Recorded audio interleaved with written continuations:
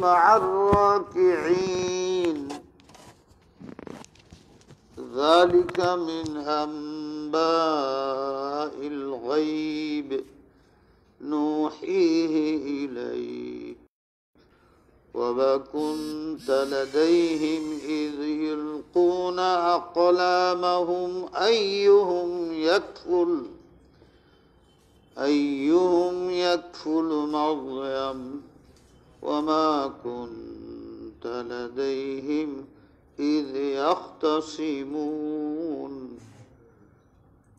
إذ قالت الملائكة يا مريم إن الله يبشرك بكلمة منه اسمه المسيح عيسى ابن مريم وجيها في الدنيا والآخرة ومن المقربين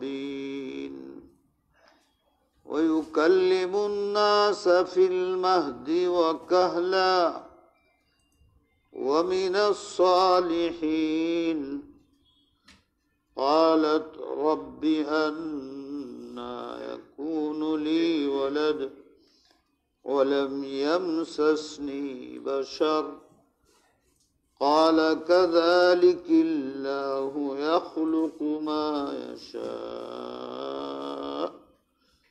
إذا قضى أمرا فإنما يقول له كن فيكون ويعلمه الكتاب والحكمة والتوراة والإنجيل ورسولا إلى بني إسرائيل أني قد جئتكم بآية من ربكم أني أخلق لكم من الطين كهيئة الطير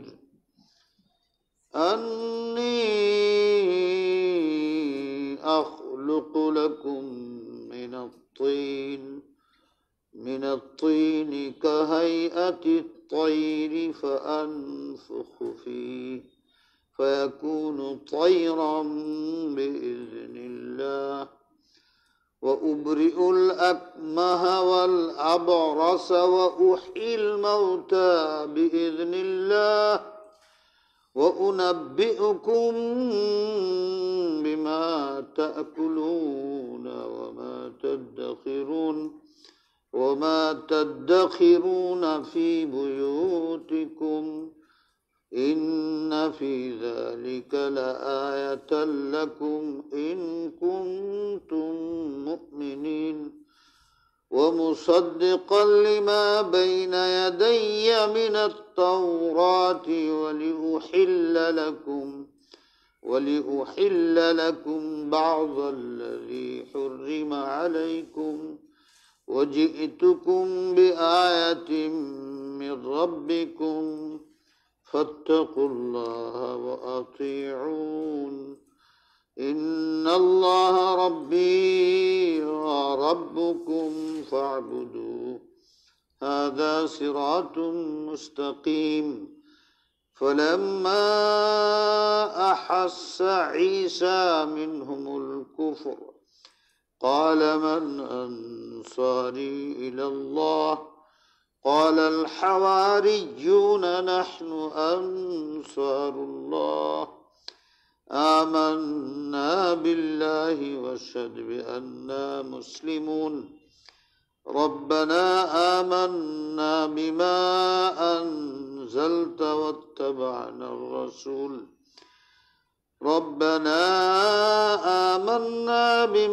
أنزلت واتبعنا الرسول فاكتبنا مع الشاهدين ومكروا ومكر الله والله خير الماكرين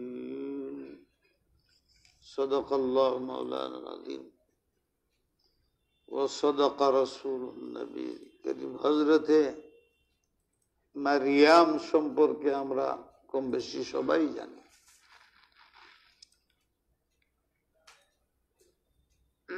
হযরত জাকারিয়া সাহেব আলাইহিস সালাম ওনার লালন পালন করছেন। ওনার খালু ছিলেন।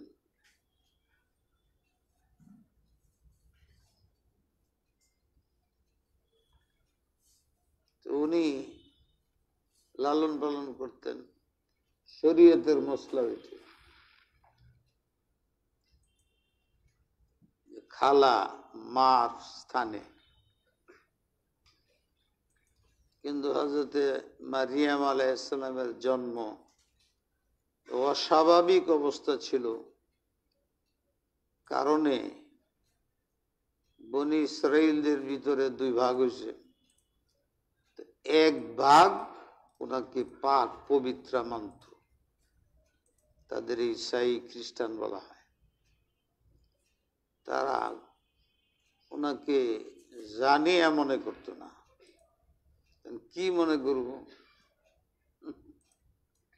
যতদিন হযরত ঈসা আলাইহিস সালাম ছিলেন তখন এক অবস্থা ছিল, ঈসা আলাইহিস সালাম দুনিয়াতে চলে গেছেন আর এক অবস্থা হয়ে গেছে।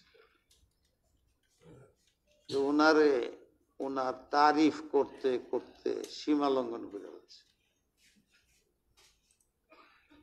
মানুষকে মন্দ বলায়ও সীমা লঙ্ঘন করা ঠিক না, মন্দ বলা তো ঠিকই না, যদিও বলতে হয় সীমা লঙ্ঘন করা ঠিক না। ইহুদিরা সীমা লঙ্ঘন করলো, মন্দ বলতে বলতে ওনারে বলে ফেললো জারজ সন্তান, সীমা লঙ্ঘন করলো। আর যারা ওনাকে পাক পবিত্রা মনে করতেন, তারা তার তারিফ করতে করতে সীমা লঙ্ঘন করে ফেলছে। বলতে বলতে বলে যে উনি আল্লাহর বিবি। এই দুই দল। আমি অনেকবার আপনাদের সামনে বলছি যে পরিস্থিতিতে দুইটা মতামত পৃথিবীতে আসছে, আসলে বিবেচনা করলে যুক্তিতে গেলে এটি হয়। আমাদের কাছে ওই দুই পথ ছাড়া মারিয়ামের ব্যাপারে আর কোনো পথ নাই। হয় বলতে হয় নাউজুবিল্লাহ হারামজাদি, নয় বলতে হয় উনি আল্লাহর বিবি,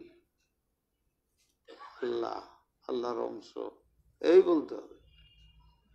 যদি আমরা যুক্তির পিছনে যাই, কিন্তু আল্লাহ আমাদের রক্ষা করছেন যে আমাদেরকে পবিত্র কোরআন দিছেন, নবী দিছেন। আমরা যুক্তিতে না পারলেও ভক্তিতে আমরা মুক্তি পাওয়া যাই। এই জন্য আমি সবসময় বলতে থাকি, বারবার বলি, সাধারণ মানুষ কোরআন শরীফের মধ্যে হাদিসের মধ্যে অনেক কিছু আছে, পেশ পাস আছে, এটি আমাদের বোঝা সম্ভব না। বড় বড় আলেমরা পারে না।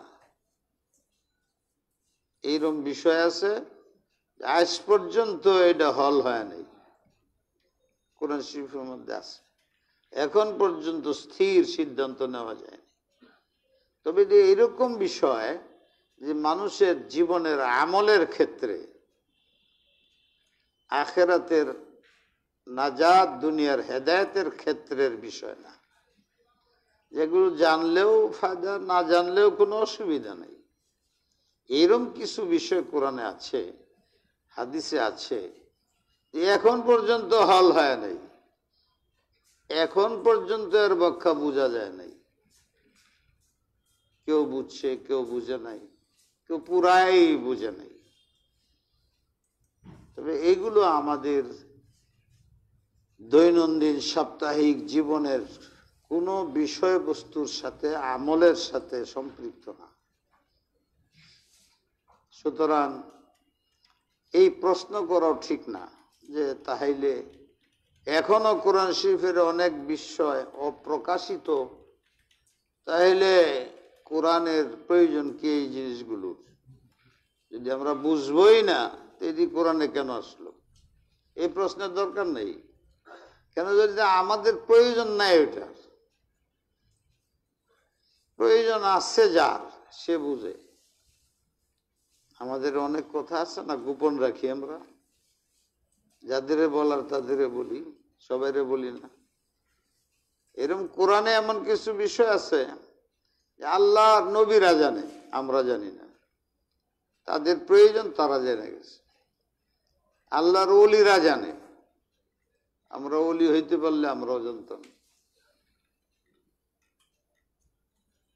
স্থান ভিত্তিক, কাল ভিত্তিক, পাত্র ভিত্তিক তারা জানে, সবাই জানে না। সুতরাং এই প্রশ্ন সহি না। আমি আগেই বলছি যে এমন কিছু বিষয় আছে যেটা আমাদের হেদায়েতের জন্য অথবা আখিরাতের নাজাতের জন্য প্রয়োজন নেই। কত কিছুই আমরা জানি না, এটাও জানি না। যারা দুনিয়াতে বিজ্ঞান চর্চা করে তারা এখনো বলতে পারে না পৃথিবীর সীমানা কতটুকু। তারা তো এই কাজই করে, রাত দিন বসে, তো বলতে পারে না। আসমান কতটুক দূরে বলতে পারে না। একই গাছের, একই জমিনের থেকে একটা গাছের মধ্যে লাগাইলে গাছের মধ্যে পানি উঠতেছে, এই পানিটা যায় গাছের মধ্যে, কাঁঠাল গাছে কাঁঠাল ধরতেছে, কাঁঠালের একটা ঘ্রাণ আছে, মিষ্টি আছে, ওইটাই হইতেছে। পার্শ্বেই লাগানো একটা আম গাছ আছে, ওটার পাতাও ভিন্ন, মজা ভিন্ন, স্বাদও ভিন্ন।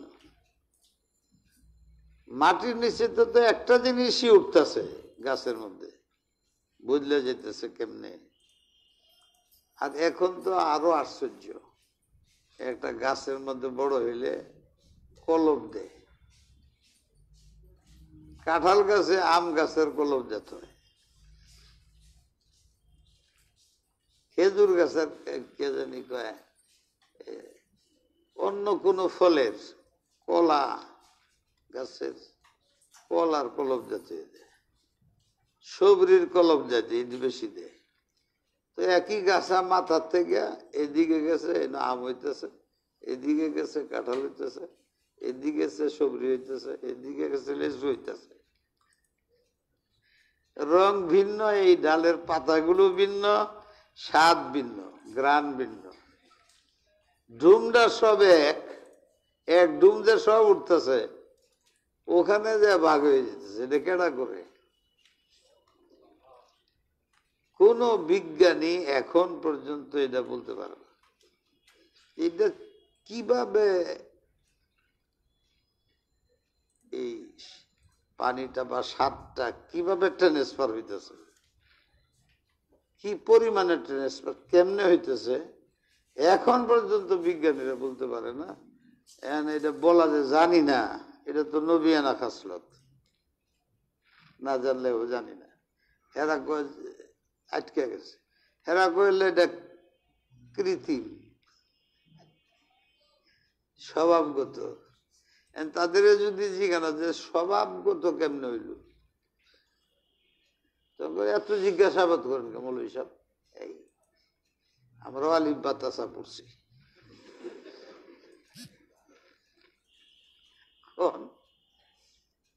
আপনার কত মানুষ বসে রয়েছে, শিক্ষিত অশিক্ষিত, জিগান বিজ্ঞানের ছাত্র, এই তো পারবে, অন্যরা পারবে না। এই জিনিসটা কেমনে হয়? একই ঢাল, ওই ঢালটার মধ্যে কলম লাগাই রাখছে, নিচে দেখা যায় আম, উপরে দেখা যায় কাঁঠাল। এটা কি স্বাদ ভিন্ন হইল কেমনে? তারা বলতে পারে কিনা? এখান থেকে বোঝা যায় কোন এমন একটা সত্তা এই কাজটা করে যার কোন সমকক্ষ নাই, যার কোনো শরীক নাই। এখন সে আল্লাহ কি করতে না পারে?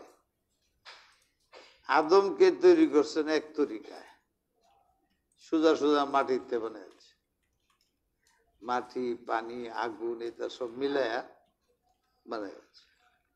বাপও নাই, মাও নাই, কিচ্ছু নাই। এরপরে আল্লাহর ইচ্ছা হাওয়ারে বানাইছে, ও না আবার মাটি লয় নাই। হাওয়া আলাইহিসসালামকে যে বানাইছে মাটি দেনা, তারে বানাইছে হযরতে আদম আলাইহিসসালামের শরীরের এক হাড্ডির থেকে। আল্লাহ বুঝাইতেছেন আমি নিয়মের অধীনে নই, বাধ্য নই। আমি এত শক্তিশালী, আমি এমন এক সত্তা, বাধ্যবাধকতা আমার নাই, যাচাই করতে পারি। দেখো আদম রে কেমনে বানাইলাম, হাড্ডিতে টান মেরে মেয়ে বানাই দিলাম, হাওয়া বানাই বললাম। ঠিক এন তোমরা বুঝাবো রয়েছ যে এই দুই তরিকার বাইরে বোধ আল্লাহ পারে না। মারিয়ামরা আরেকবার বানাইলাম, এটা মাটিও না, হাড্ডিও না, কিচ্ছু না, এটা আরেক তরিকা বানাইছে। তোমরা মনে করো এটি আর কোন তরিকা পারবো না, আরেক তরিকায় যা আমরা তৈরি হয়েছি। এটি দ্বারা বুঝাইতেছেন আমি এমন সত্তা, কোন বিধিবিধানের অধীনে চলি না। বিধিবিধান আমি বানাই, আমি বদলাই, আমি বানাই, আমি বদলাই। সুতরাং তোমরা সব আমার সামনে মাথা নত করো। এখন এই কাজটা মুসলমানরা আল্লাহর রহমতে ভক্তি আল্লাহর জাতের উপরে রাখে। আটকে যায় যখন প্রশ্ন করে যুক্তির আলোকে যে মারিয়ামকে কি বলবেন, তখন আটকে যায়। হয় বলতে হয় যেটা একটা মানুষ জিনাকার, এছাড়া যুক্তি নেই। আর নয় বলতে পারে এটা অলৌকিক ব্যাপার, এছাড়া তো কায়দা নেই। ইহুদির একদলে গেলে এটা বদমাইশ, জিনা করছে, আকলে তাই বলে। আর আরেক দলে করে না না না, এত পাক মেয়েটা জীবনে কেউ লোকে কথা কয় না, জিনা করবো করতে কেউ যাই না। তাইলে তাইলে তাইলে অলৌকিক ব্যাপার। এই দুই লাইন ছাড়া কোনো লাইন নেই। আমরা দেখি যে যদি ওই লাইনে যায় যুক্তির, যে সন্তান হইলে কিংবা বাপ ছাড়া সর্বনাশ হয়ে যাবে, জাদত বলতে হয়। আর যদি বলি যেটা অলৌকিক বললাম, অলৌকিক তাহলে শেষ পর্যন্ত আল্লাহ বলতে হয়, বা আল্লাহর ছেলে, আল্লাহর মেয়ে, এটা কিছু বলতে হয়। দুইটাই ঠিক না, তখন চোখ মুন জ্বলছি। এইটা বুঝি টুঝি না, কি বুঝো? আমি কোরআন বুঝি। কোরআনে বলছে উনি পবিত্র, জিনা করে নাই, আল্লাহ এইভাবে তৈরি করেছে। বাস অন্ধ ভক্তি আমাদের যুক্তি। হযরত মারিয়াম পাক, জিনা করো না, বিয়াও হয়েছে না, সন্তান হয়েছে আল্লাহর কুদরতের দ্বারা। এটা আমাদের ভক্তির কথা। তাই মুসলমানদের বাছার তরিকা হইল যখন পারে না তখন বলা যে কোরআনে আসছে তাই মানি, হাদিসে আসছে তাই মানি, যুক্তি টুক্তি বুঝি না। আমাদের মুক্তি হইল ভক্তির মধ্যে। কোরআনকে ভক্তি করি, রসুলকে ভক্তি করি, চোখে দেখি, হুজুর না করলে আমরা ডাকবে না, হুজুরকে হ আমরা দেখি না, হ জিবরিল আছে আমরা জানি না, আল্লাহ রসুল কেছে হ্যাঁ জিবরিল আছে, আমরাও মানি। দেখছো না মানো কেমনে? আমরা নবী কইছে। এই মনে রাখবেন, মারিয়াম আলাইহিসসালামের ঘটনাও আমাদের এরকম। তো জাকারিয়া আলাইহিসসালাম যাইতেন মাঝে মধ্যে উনার দেখার জন্য। উনি তো এক রুমের মধ্যে থাকতেন। মসজিদ আছে মেহরাব, এই মেহরাবের পাশে এই জায়গাটা এনে একটা ঘর বানাই দিচ্ছে, উনি থাকতেন। বালেগ হওয়া পর্যন্ত কেউ চেহারাও দেখেন, এনেই পড়েছে। উনি মাঝে মাঝে যাইতেন, যা খাওয়া দাওয়া দিয়ে আইতেন, আনতেন কাপড় চোপড়, খালু হইয়া এই খেদমত করতেন। কিন্তু উনারে নেওয়ার মানুষ পাগল হয়েছে লালন পালন করার জন্য। এমন ঝগড়া লাগছে বনি ইসরায়েলের এক দল যারা অলৌকিক মনে করে, এমনকি তারা নবী ডাকা আরম্ভ করে দিচ্ছে। নবীর পুত নবী ঈসা আলাইহিসসালাম নবী, সিদ্দিকা, মারিয়ামও নবী, এইরকম মজা বেরিয়ে দুনিয়ার মধ্যে মহিলা কোনো নবী হয় না, নেক হয় কিন্তু নবী হয় না। নবী হইলে তো ফাতেমা হইত, হুজুরের মেয়ে। নবী হইলে আয়েশা হইতো, হুজুরের বিবি। একজনও তো নবী হয়নি, আবার কারা নবী হইব? হুজুরের যুগে এক বেদি আবার নবুয়তের দাবি করছে, মুসাইলামাতুল কাজ্জাব, আর তার নাম হচ্ছেন তুলাইহা। ভালোই নামটা, খারাপ না। পরে দুইজনে যুদ্ধ করছে, দুই নবী যুদ্ধ করছে, পরে আবার দুইজনে সন্ধির প্রস্তাব করছে। কিন্তু সন্ধির প্রস্তাবের মধ্যে শর্ত হইল উভয় পক্ষের একজন একজন। আজীব শর্ত। দোতলার মধ্যে বৈঠক হবে আর বাকিরা নিচে থাকবে, কেউ যেতে পারত না। এই পক্ষের মুসাইলামতুল কাজ্জাব আর এই পক্ষের নবী তুলাইহা বেদি হয়ে গেছে। দুইজন যে গেছে 3 দিন গায়ে। উম্মতে যে পেরেশানি। মুসাইলামতুল কাজ্জাব তো পুরুষ, এর উম্মতরাও না জানি কি হইল রে, এটা কি জানি হইতেছে। আয় চুপ, নবী, আল্লাহ নবী, ভক্তির একটা সীমা আছে তো। কিন্তু যারা তুলাইহার উম্মত আছে এরা বড় পেরেশানি করছে। গেল 3টা দিন যাইতেছে, চেহারা চোহারা কিছুই দেখা যায় না, কোন কাজ জানি হইতেছে। ভক্ত বেশি না, ওহি হইতেছে, ওহি হইতেছে। পরে 3 দিন পরে বাইরে হয়েছে, এমন ওহি হইছে ভাই, মুখটা কালা।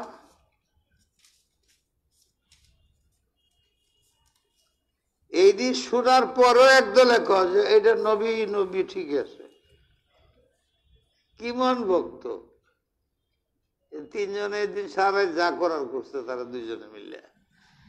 এ বাইরে উম্মতে কয় না, এটা হইতেই পারে, অসুবিধা কি?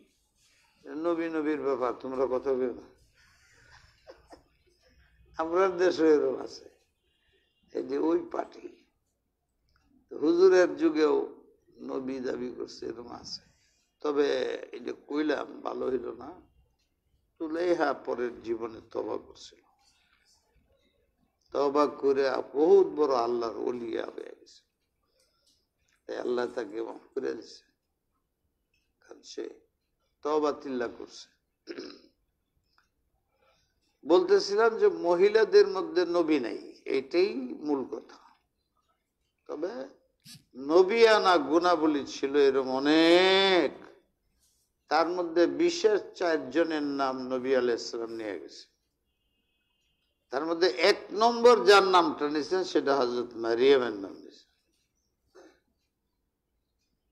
কোরআন শরীফে তাকে সিদ্দিকা বলছে। সিদ্দিকা ওই পদকে বলে যেটা নবীর পদের সাথে মিলাই।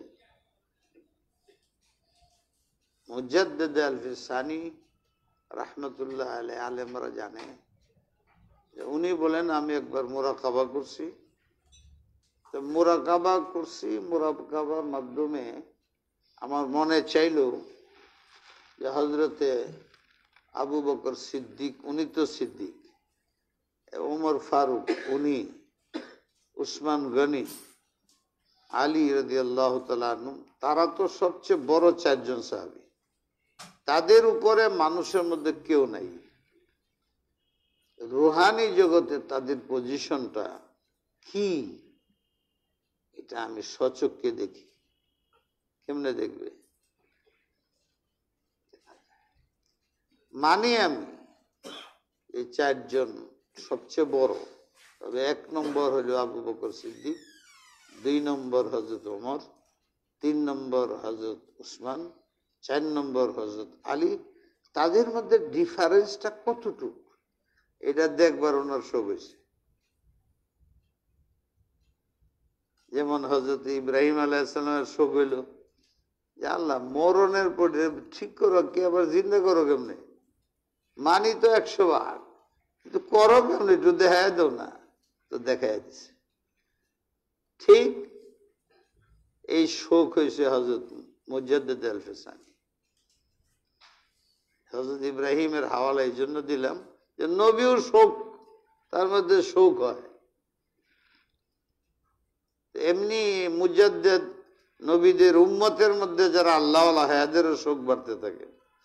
যত পয়সা বাড়ে খালি পয়সার শোক বাড়ে, আর যত আল্লাহর মোহাব্বত বাড়ে তো আল্লাহরে দেখবার শোক বাড়ে, আল্লাহর কাজ দেখবার শোক বাড়ে। মুজাদ্দিদ আল-ফিসানি তো বিশাল ব্যক্তি ছিলেন, সর্বসম্মত তার মুজাদ্দিদ বলা হয়। তো ওনার শোক হইল, দেখুন রুহানি জগতে উনি পাখির মতন উড়াল দিলেন। এটা আলাদা জগৎ। মানুষে হুজুর এরকম কথা বুঝে আসে না, হুজুর বুঝে নষ্ট হয়ে গেছে। এটা কি কথা বলে কোনো যুক্তিতে আসে না। কিন্তু আমি কি বলবো, আপনারা শুনেন নাই যে মানুষ জান্নাতের মধ্যে যারা শহীদ হবে তারা পাখির মতো উড়াল পারবে, আছে না এরকম? জান্নাতের মধ্যেও মানুষ পাখি হইতে পারবে। আল্লাহর ওলিরাও পাখি হবে, শহীদরা পাখি হবে।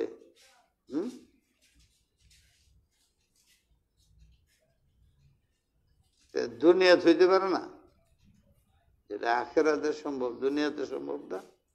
আখিরাত তো আল্লাহ বানাইব কোন গুণের কারণে, দুনিয়াতে হইতে পারে না। শোনা আছে উনি উপরের দিকে যাইতেছে, রুহানি জগতের উপরের দিকে যাইতেছে। আপনারা কোনদিন স্বপ্নে উপরের দিকে যান নাই? আমি তো একেবারে বাইতুল্লাহ শরীফ পর্যন্ত গেছি। এক বছর আমার হজে যাওয়া বিদেশে গিয়ে আটকে গেছে। আমি তো কায়দা কুয়দা বুঝি না, গেছি তো ওই দেশের প্লেনে আমার নেয় না। বাংলাদেশ থেকে চলে গেছি অর্ধেক পথ, ওখানে যে ওই দেশে নামছি, ওই দেশ থেকে আর আমার যেতে দেয় না, ফরেনার কয়। বিপদে পড়েছি, শেষে অনেক করে বাইর করে দিছে, একদম নিষেধ, যাওয়া সম্ভব। 3 মাস হয়েছে হজে যাবার জন্য, এখন শেষ চলে যাওয়া সম্ভব। কি করবো, মন খারাপ করে ব্যাগ একটা হাতে চলে আসছি। এসে প্রায় ওই যেখান থেকে আইলাম প্রায় 15-20 মাইল দূরে এক জায়গায় রাত্রে ঘুমাইছি, শুইছি। স্বপ্নে দিয়ে যে হলুদ একটা প্লেন আসছে আমারে নেওয়ার জন্য। পরে দেখি সত্যি, পরে উঠে গেলাম, পরে নিয়ে আমার একটা সৌদি আরব নামাই দিচ্ছে। স্বপ্নে মানুষের দেখা যায় অনেক সময় উড়তে থাকে, উড়েন এরকম কেউ নেই, হ্যাঁ না উঠছেন না স্বপ্নে? এটা ওটার তরিকা আছে, যে স্টার্ট দেওয়ার লাগে না, এরকম করলে উঠে গেছে, স্টার্ট দিলে উঠে যায় স্বপ্নের মধ্যে। স্বপ্নের মধ্যে স্বপ্নই তো, স্বপ্নের মাধ্যমে যেমন উঠে, রুহানি জগতে আল্লাহর ওলিরা এইভাবে দেখে উঠে।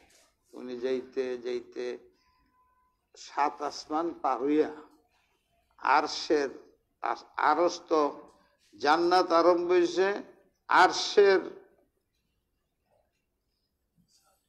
ফ্লোর সর্বশেষ জান্নাতের 7 নম্বর, 6 নম্বরতে শুরু হয়েছে, 7 নম্বর আসমানের ছাদ জান্নাতের প্রথম জান্নাত। কত উপরে যাওয়া লাগে। উনি রুহানি সফরে যাইতে যাইতে যাইতে যাইতে সব আসমান টাসমান সব পার হইয়া হযরত আলী সাহেবরে পাইছে। দেখা হয়েছে, রুহানি জগতের দেখা।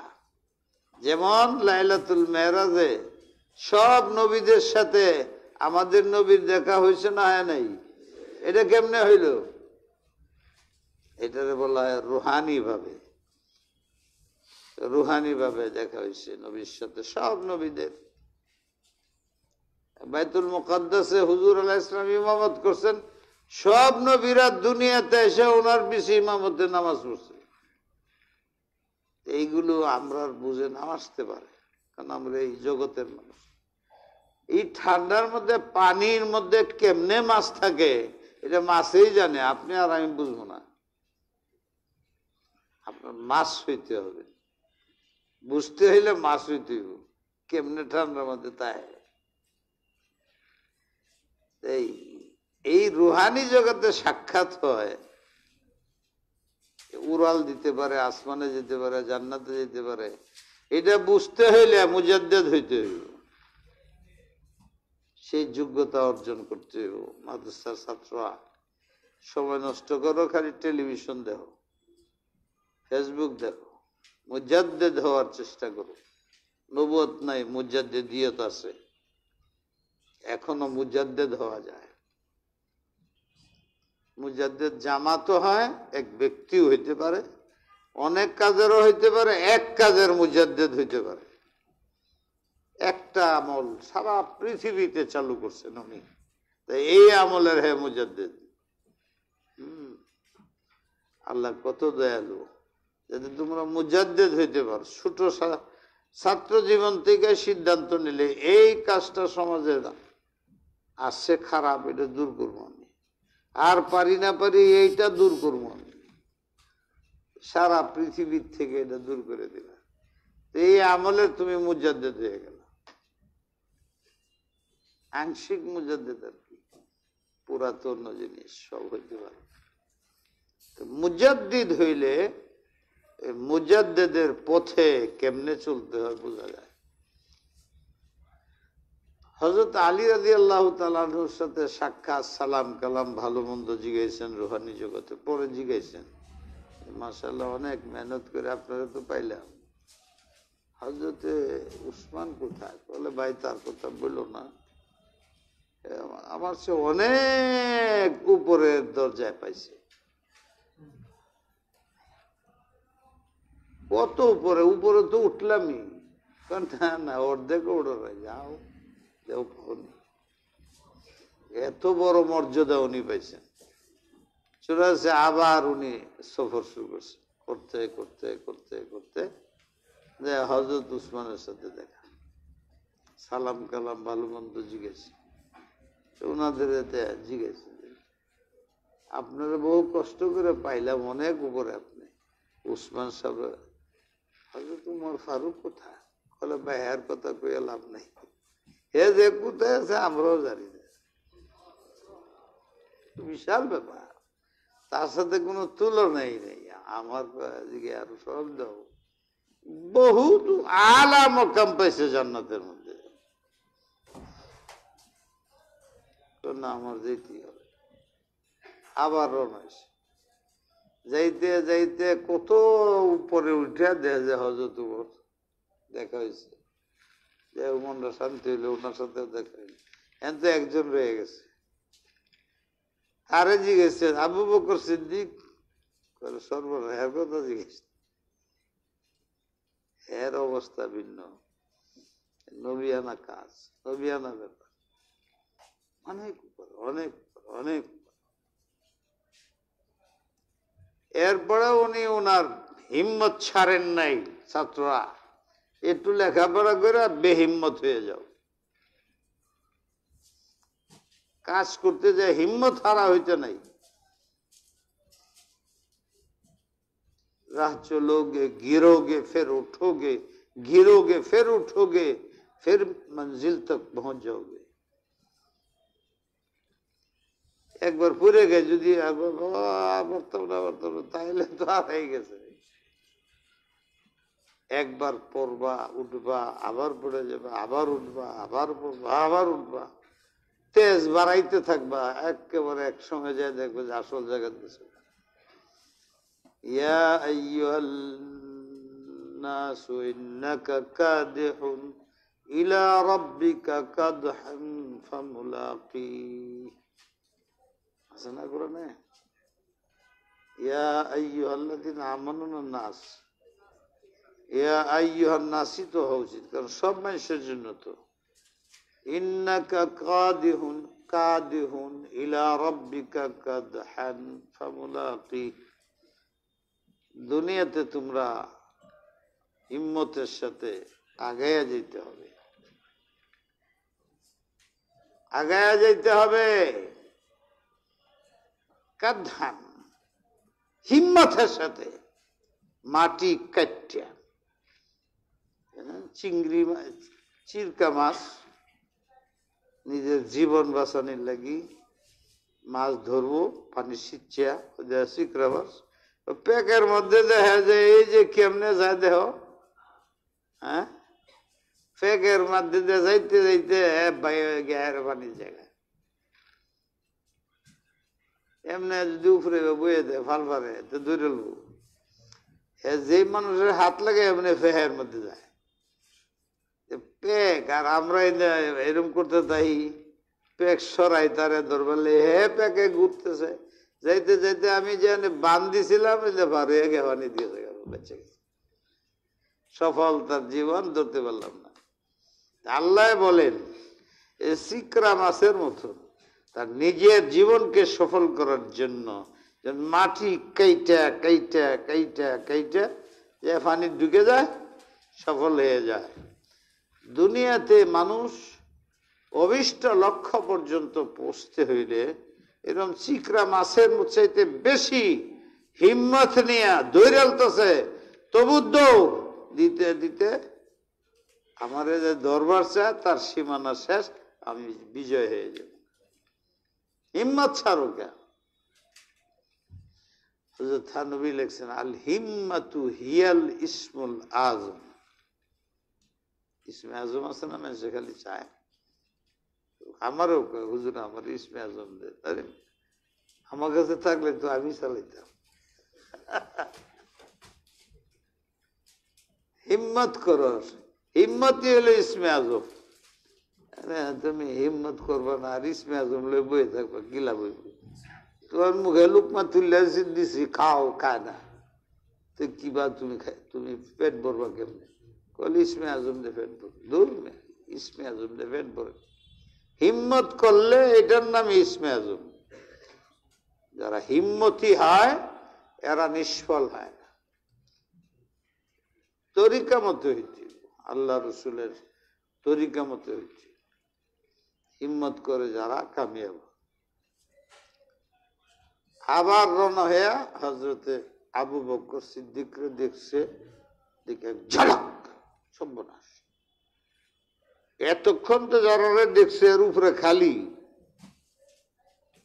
হযরতে আবু বকর সিদ্দিকরে দেখতেছে, উনি দাঁড়ায় রয়েছে আর নবী আলাইহিস সালামের দুই পা ওনার মাথার মধ্যে লেগে রয়েছে।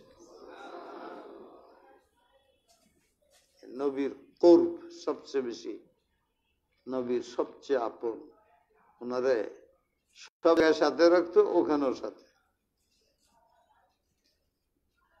নবুয়তের দরজা নাই, নবী হন নাই, নবীর পাও দুইটা লেগে রয়েছে ওনার মাথার। পরে হযরতে মুজাদ্দিদ আল-ফিসানি সাহেব মনে আইলো, একটু উপর বাজায় দেখি আর কি আছে।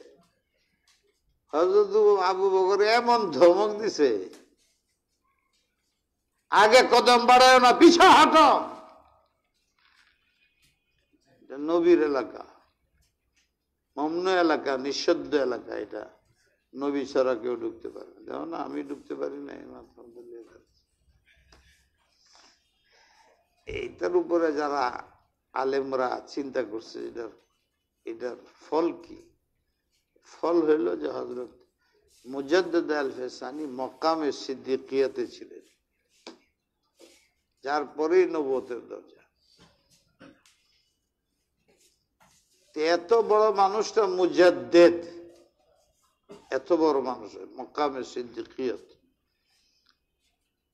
আমি বুঝাইতে চাইলাম মারিয়াম নবী ছিলেন না, কিন্তু মকামে সিদ্দিকিয়ত ছিল না, অর্থাৎ এরপরেই নবীর দরজা এত বড় ছিলেন। হুজুর বলছেন 4 জনের কথা নাম নিছেন, 1 নম্বরে মারিয়ামের নাম নিছেন।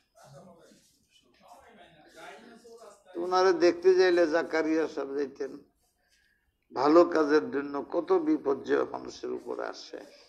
খালু উনি যাইতেন, খবর টবর নিতেন। আল্লাহ অপূরব সুন্দরী বানাইছিলেন। এরপরে আবার কুদরতের দ্বারা তার পেটের মধ্যে বাচ্চা এসে গেছে। কেউ যেন যাইতো না, যাওয়ার মধ্যে মাঝে মাঝে হযরত জাকারিয়া যাইতেন, সব মিললে ইহুদি খ্রিস্টান ওনারে দায়ী করছে, এইটাই বদমাইশ। কপাল পুরা আল্লাহর ইচ্ছা, শেষ পর্যন্ত ওনারা জব করে ফেলছে।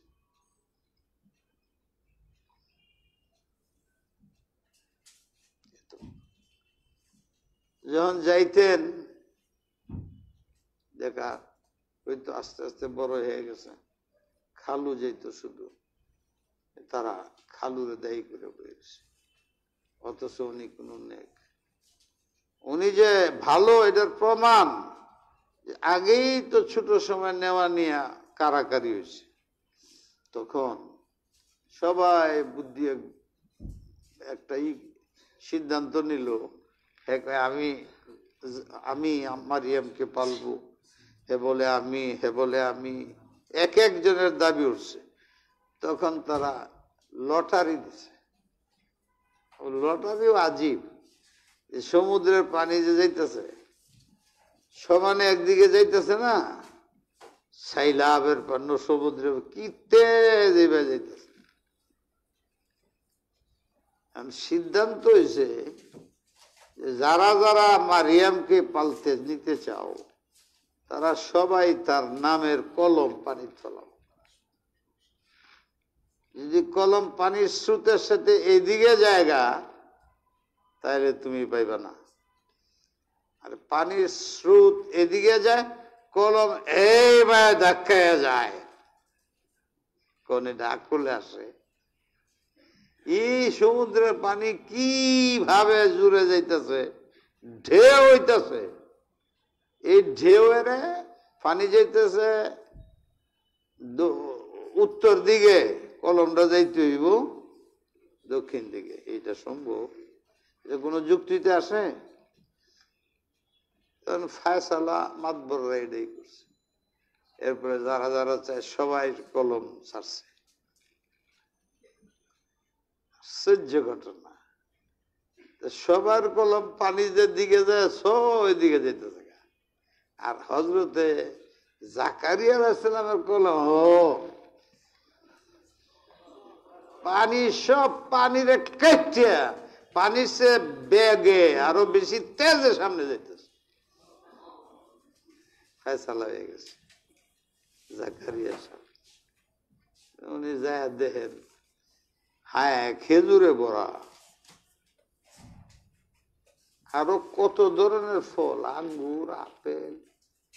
এইটা এই দেশের না, এই দেশের আম কাঁঠালের যে ঘ্রাণ এরকম না, নবী তো জান্নাতি মনে হয়। ইটা এই সময় করতে এলো, মৌসুম নাই কিছু নাই। জিজ্ঞেস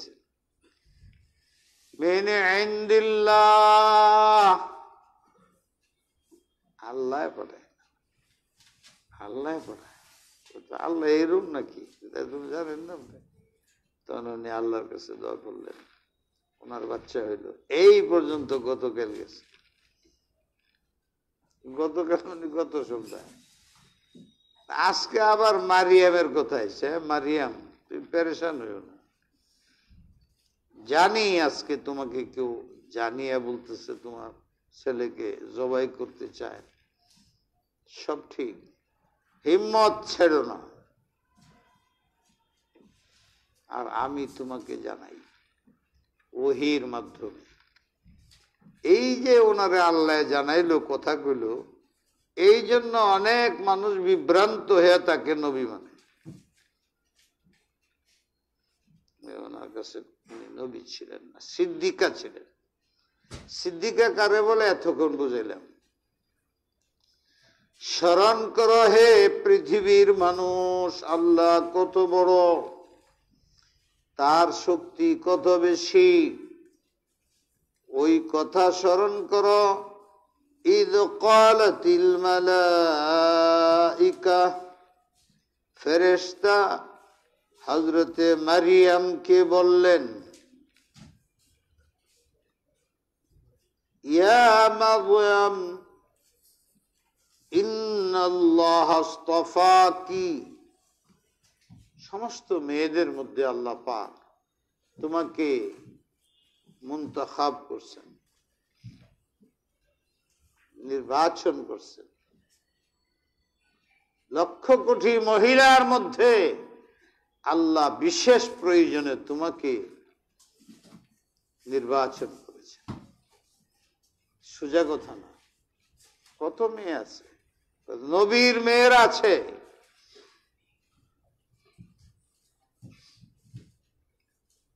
কত আবেদা কানে আছে,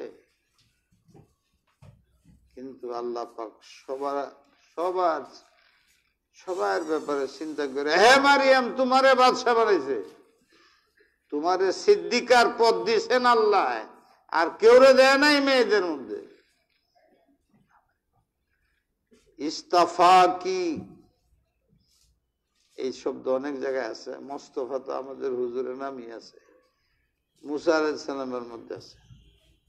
আমি তোমাকে, অনেক মানুষ আছে আমার, কিন্তু আমি তোমাকে আমার জন্য খাস করলাম।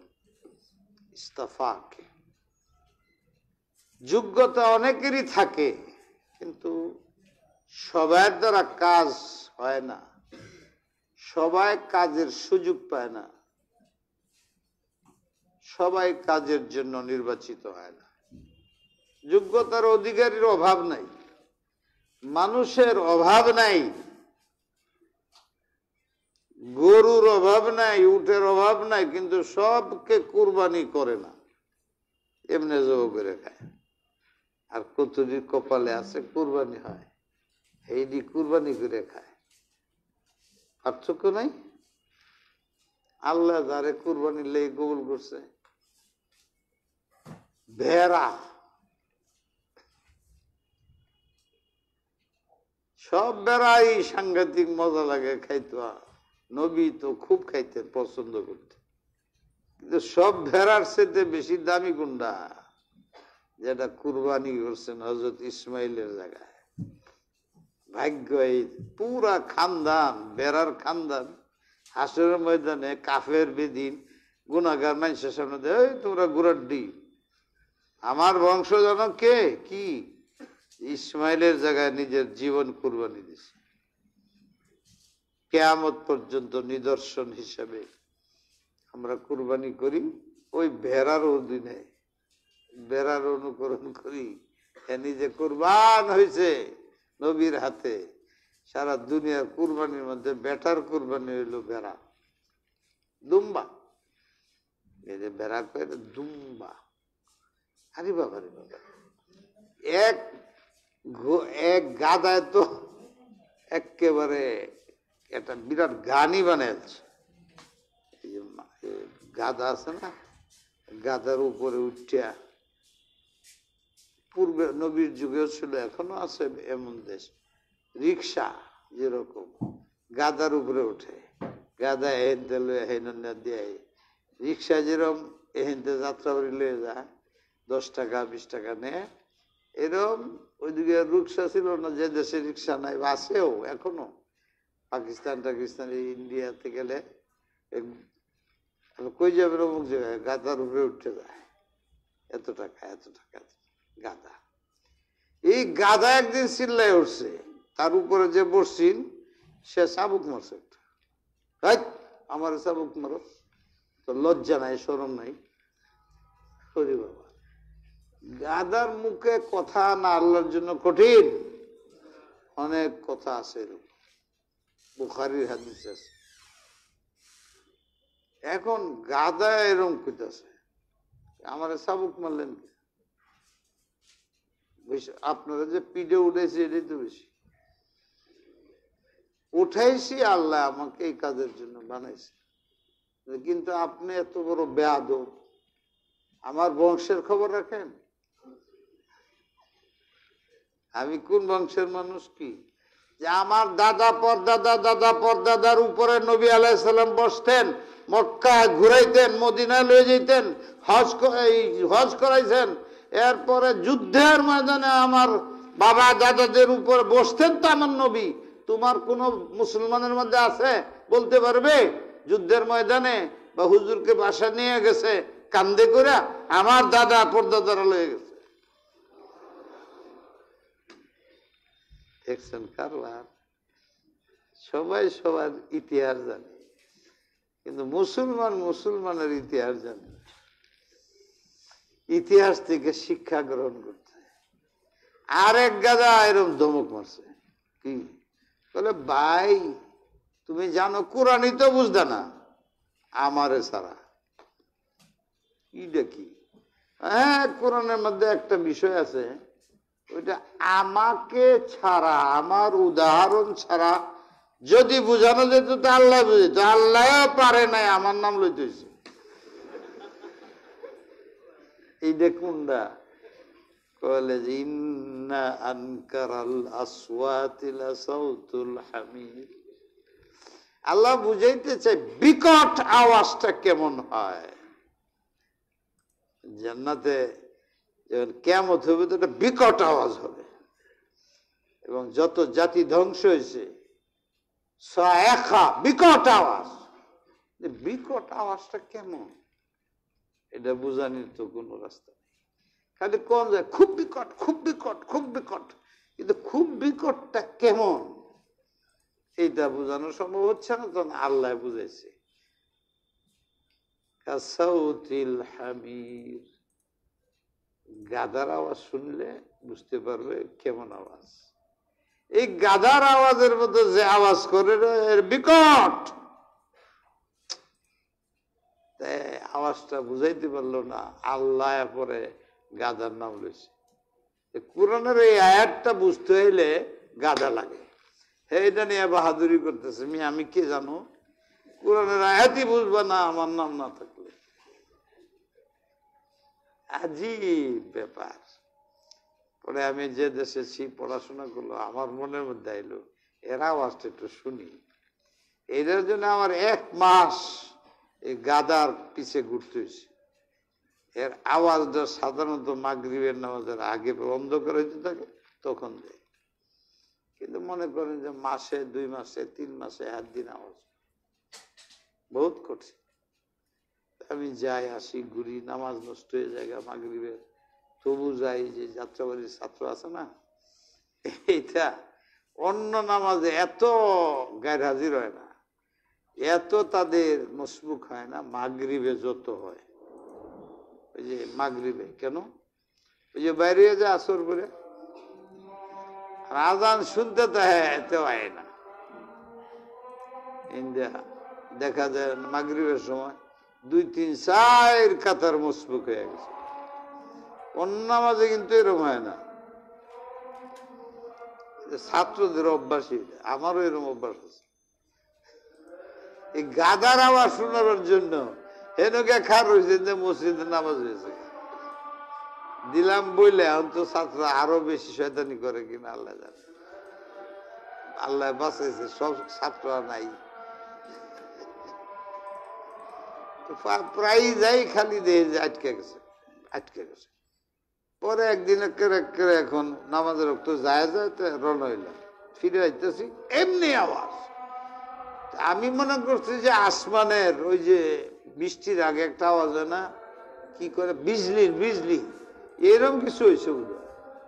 পরে আমার লোক না না না না এই যে আওয়াজ নামাজ টামাজ আওয়াজ যে করতেছে মনে হয় যে আসমান ভাঙ্গে পড়তেছে। আওয়াজও 10 হাত লম্বা, অনেকখান আওয়াজ। এতটুক আওয়াজ করার পরে তার স্বাস্থ্য ভালো থাকার কথা না, প্রয়োজনের দরকার। কিন্তু এই ছোট্ট উৎসাহ না বেশি, এমন আওয়াজ 10, 15, 20 মাইল পর্যন্ত যাইতে থাকে, মাইক দিয়ে অত জোরে আজান যাইতেছে। এই শুনলাম, আমি যেটা শুনছি এটা আপনারা কেমনে শোনাব? গাধা তালাশ করেন, ওর পিছে যান। আল্লাহু আকবার, আল্লাহু আকবার, আল্লাহু আকবার, আল্লাহ, আশহাদু আল্লা ইলাহা ইল্লাল্লাহ, আশহাদু আল্লা ইলাহা, আশহাদু আন্না মুহাম্মাদার রাসূলুল্লাহ, হাইয়া আলাস সালাহ, হাইয়া আলাস সালাহ, লা হাওলা ওয়ালা কুওয়াতা ইল্লা বিল্লাহ। আল্লাহু আকবার, আল্লাহু আকবার, লা ইলাহা ইল্লাল্লাহ, আল্লাহুম্মা সাল্লি ওয়া সাল্লিম ওয়া বারিক আলা সাইয়্যিদিনা মুহাম্মাদ। আল্লাহুম্মা রাব্ব হাযিহি আদ-দা'ওয়াতি আত-তাম্মাহ মদিনিল ওয়াসিলাতা ওয়াল ফাদিলা ওয়া'আতি মাকরুমা ইন্নাকা লা তুখলিফুল মিয়াদ। এই সব এই জন্য বললাম, ইস্তফাক সবাই নির্বাচনে জিততে পারে না, অনেক যোগ্য থাকে কিন্তু নির্বাচন কেউ হয়। হাজী সাহেব রহমতুল্লাহ আলাইহি বলতেন, তার ছাত্রদেরকে, তার মুরিদদেরকে বলতেন, কাসেম নানুতুবি সাহেব, গঙ্গোহী সাহেব কিরকম মানুষ, ইলিয়াস রহমতুল্লাহ আলাইহি, থানভী সাহেব, মদনী সাহেব, কি বিশেষ আজীব মানুষ। তো ইনারা সব ওনার মুরিদ ছিল না, উনি মাঝে মাঝে বলতেন, তাদের হিম্মত দিতেন বলো অথবা তাদের সজাগ করতেন, চেতনা দিতেন। তোমরা কারা? এই রশিদ আহমদ গঙ্গুই, কি করতেছো? কাসেম নানুতুবি, খবর আছে? এই থানভী মদনী, কি করো? এই বইলে একটা শেষ শুনাইতেন, বরায়ে সরঞ্জামে কারে সওয়াব, বরায়ে সরঞ্জামে কারে সওয়াব, একে আজ হাজার শাওয়াদ ইন্তেখাব, একে আজ হাজার। কোটি কোটি মানুষ আছে পৃথিবীতে, আল্লাহ তাদের কাজে লাগায় না। কাসেম নানুতুবি, তোমারে আল্লাহ নির্বাচন করছে। ইয়াকুব নানুতুবি, তোমার আল্লাহ নির্বাচন করছে। থানভী, মদনী, গঙ্গোহী, কাশ্মীরি, তোমাদেরকে আল্লাহ সাহাবীদের যেরকম সাহাবিয়তের জন্য তৈরি করছিল, এশিয়াতে বিশেষ করে দ্বীন ইসলামের খেদমতের জন্য, হক্কানিয়তের জন্য আল্লাহ মনে হয় তোমরারে মুনতাখাব করছেন, নির্বাচন করছেন, সুযোগ দিছেন। অবমূল্যায়ন করো না, উদাসীন হয় না, বাধা আসবে, হিম্মতে কাজ করে যাও। শুনেছি আল্লাহ পাক কি খেদমতি নিলেন কাসেম নানুতুবির দ্বারা। সারা পৃথিবী আজকে যদি হযরত কাসেম নানুতুবি মাদ্রাসার পদক্ষেপ না নিতেন, তাহলে যেরকম এশিয়ার 3টা বাজু সারা, নামের ইসলাম আছেন, কামের ইসলাম নাই, এলেম নাইতে ইসলাম থাকবো বলছে। এখানের বাতাসে যতটুকু হচ্ছে অন্যান্য রাষ্ট্রে, মুসলিম রাষ্ট্রগুলোর মধ্যেও নাই, শুধু আছে বাংলাদেশ, ভারত, পাকিস্তান। এখন এগুলো সারা ওয়ার্ল্ডে ছড়ায় যেতেছে মাদ্রাসা। এই জন্য বেদিনরা সবচেয়ে বেশি আক্রোশ মাদ্রাসার সাথে রাখে। মাদ্রাসার থেকেই লেখক পয়দা হয়, মাদ্রাসার থেকেই বক্তৃতা, বয়ান, ওয়াজ করার লোক পয়দা হয়, মাদ্রাসার থেকেই দাওয়াত ও তাবলীগের দায়ী পয়দা হয়, উম্মতের মধ্যে জোর সৃষ্টি করে। ইসলামের যতগুলো কাজ আছে, এই কাজের সৈনিক মাদ্রাসাতে তৈরি হয়। অনেকে আমরা মানতে চাই না, বুঝতে চাই না, যে যে কাজ করি ওইটারই প্রাধান্য দেই। না, সবটি ভালো কাজ, কিন্তু এই যে বাতি আইতেছে পাওয়ার হাউস আছে না, ওখানে বিজলি সাপ্লাই না হইলে তোমার এই বাতি জ্বলবে না পাংখা চলবে? পাংখা খুব চলে, পাংখাও ভালো জিনিস, পাংখা বাতাস দিতেছে, আমি বয়ান করতেছি, আপনারা শান্তি পাইতেছেন, এইটাও খুব দামি জিনিস। এয়ার কন্ডিশন খুবই দামি জিনিস, মসজিদের বিল্ডিং খুবই দামি জিনিস, যে যে কাজ করতেছে দামি কাজ করতেছে, কিন্তু পাওয়ার হাউস কই? একজনে ওয়াজ করতেছে, তার পাওয়ার করতে আসতেছে, একজনে লিখতেছে, পাওয়ার করতে আসতেছে, একজন রাজনীতি করতেছে ইসলামী, পাওয়ার করতে আসতেছে। লেখক কোথার থেকে পয়দা হয়? সব পাওয়ার হাউস হইল মাদ্রাসা। সারা পৃথিবীর থেকে যদি সব দিনের কাজ বন্ধ হয়ে যায়, কিচ্ছু অসুবিধা নেই, 12 বছর পরে দেখা যাবে সব তৈরি হয়ে গেছে। ওই লেখক পয়দা হয়ে গেছে, ওই জেহাদ করনেওয়ালা পয়দা হয়ে গেছে, তবলিগ করনেওয়ালা পয়দা হয়ে গেছে, ইমামতি করনেওয়ালা পয়দা হয়ে গেছে, সব হয়ে গেছে 12 বছরের মধ্যে।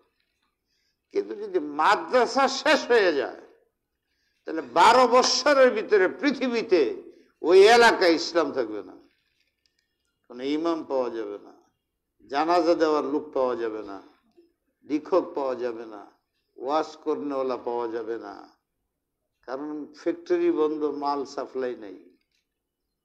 তাই দিনী মাদ্রাসাগুলো হলো ফ্যাক্টরি, এখান থেকে যে মাল পয়দা হয় এটি সারা দেশে সাপ্লাই হয়। এখন যার যেটা দরকার, যার যেটা যোগ করতেছে দিনের কাজ, কেউ আজান দিতেছে, কেউ ইমামতি করতেছে, কেউ তফসির করতেছে, কেউ ওয়াজ করতেছে, কেউ পড়তেছে, কেউ পড়াইতেছে, কেউ দাওয়াত দিতেছে, সবই ইসলামের কাজ। এক একজন সব তৈরি হয়ে যেতেছে মাদ্রাসা থেকে। এই যে বুঝেন মাদ্রাসা কত দামি।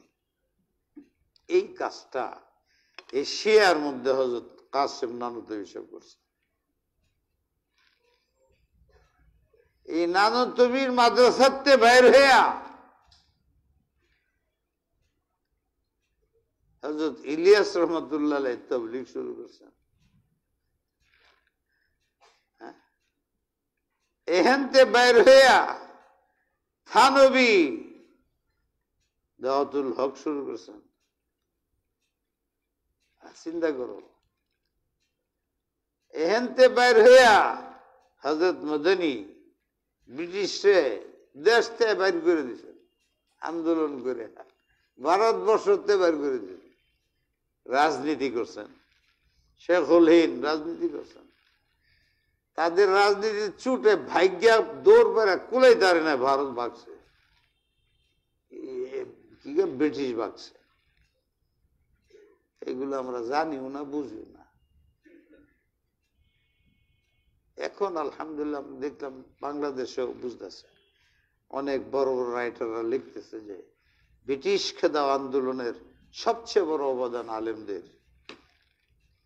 মানতেছে কাসেম নানুতুবির অ্যারেস্ট করছে, হযরতে গঙ্গোহীরের অ্যারেস্টের অর্ডার, ফাঁসির হুকুম,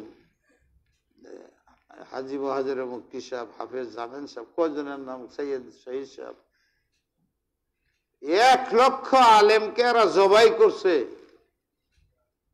যারা আজকে পৃথিবীতে রাজনীতি করো স্বাধীনতার, ব্রিটিশ না গেলে পারত না, গোলামি করতা। এই ব্রিটিশ খেদাওয়ের মধ্যে শুধু 1 লক্ষ লিডার না 10,000 লিডারের জীবন দিছে, বাইর করো, যারা আজকে রাজনীতি করতেছে। 1 লক্ষ মুসলমান, 10,000 শহীদ ইসমাইল রহমতুল্লাহের মতো বাহরুল উলুম জবা হয়েছে ফিল্ডের মধ্যে। এরপরে ভারত স্বাধীন হয়েছে, কিন্তু ওরা বলতেছে না আমাদের কথা।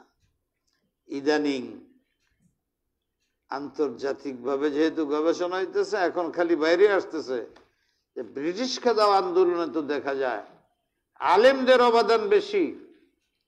আমরা তো 10 জন মরে নাই, ওরা তো 10,000 লিডার মরে গেছে, বড় বড় আলেম। পৃথিবীতে কিয়ামত পর্যন্ত এরকম আলেম আর আসবে। এই ওলামাদের অবদান অস্বীকার করো না। হযরত হাজী সাহেব ছিলেন ওনাদের প্রেরণা। উনি বলতেন, বরায়ে সরঞ্জামে কারে সওয়াব একে আজ হাজারা শাওয়াদ ইন্তেখাব। হে আকুব, বসে রয়েছো কেন? হে নানা, তুমি বসে রয়েছো কেন? হে গঙ্গই, কি করতেছ? আল্লাহ তো তোমরা এই এলাকার মধ্যে দিনের কাজের জন্য তৈরি করছে, মুজাদ্দেদ বানাইছে তোমাদের, এক এক বিষয়ে তোমাদের পণ্ডিত বানাইছে। আল্লাহ নির্বাচন করছেন, তোমাদের ইস্তেফা নির্বাচন করছেন, ইন্তেখাব করছেন। মূল্য দাও, গুরুত্ব দাও, সময়ের যোগ্যতা মূল্যায়ন করো। উদাসীন হয়ে বসে থেকে সময় নষ্ট করো না, গুনাহ করো না। এই ধারাবাহিকতা কিয়ামত পর্যন্ত থাকবে।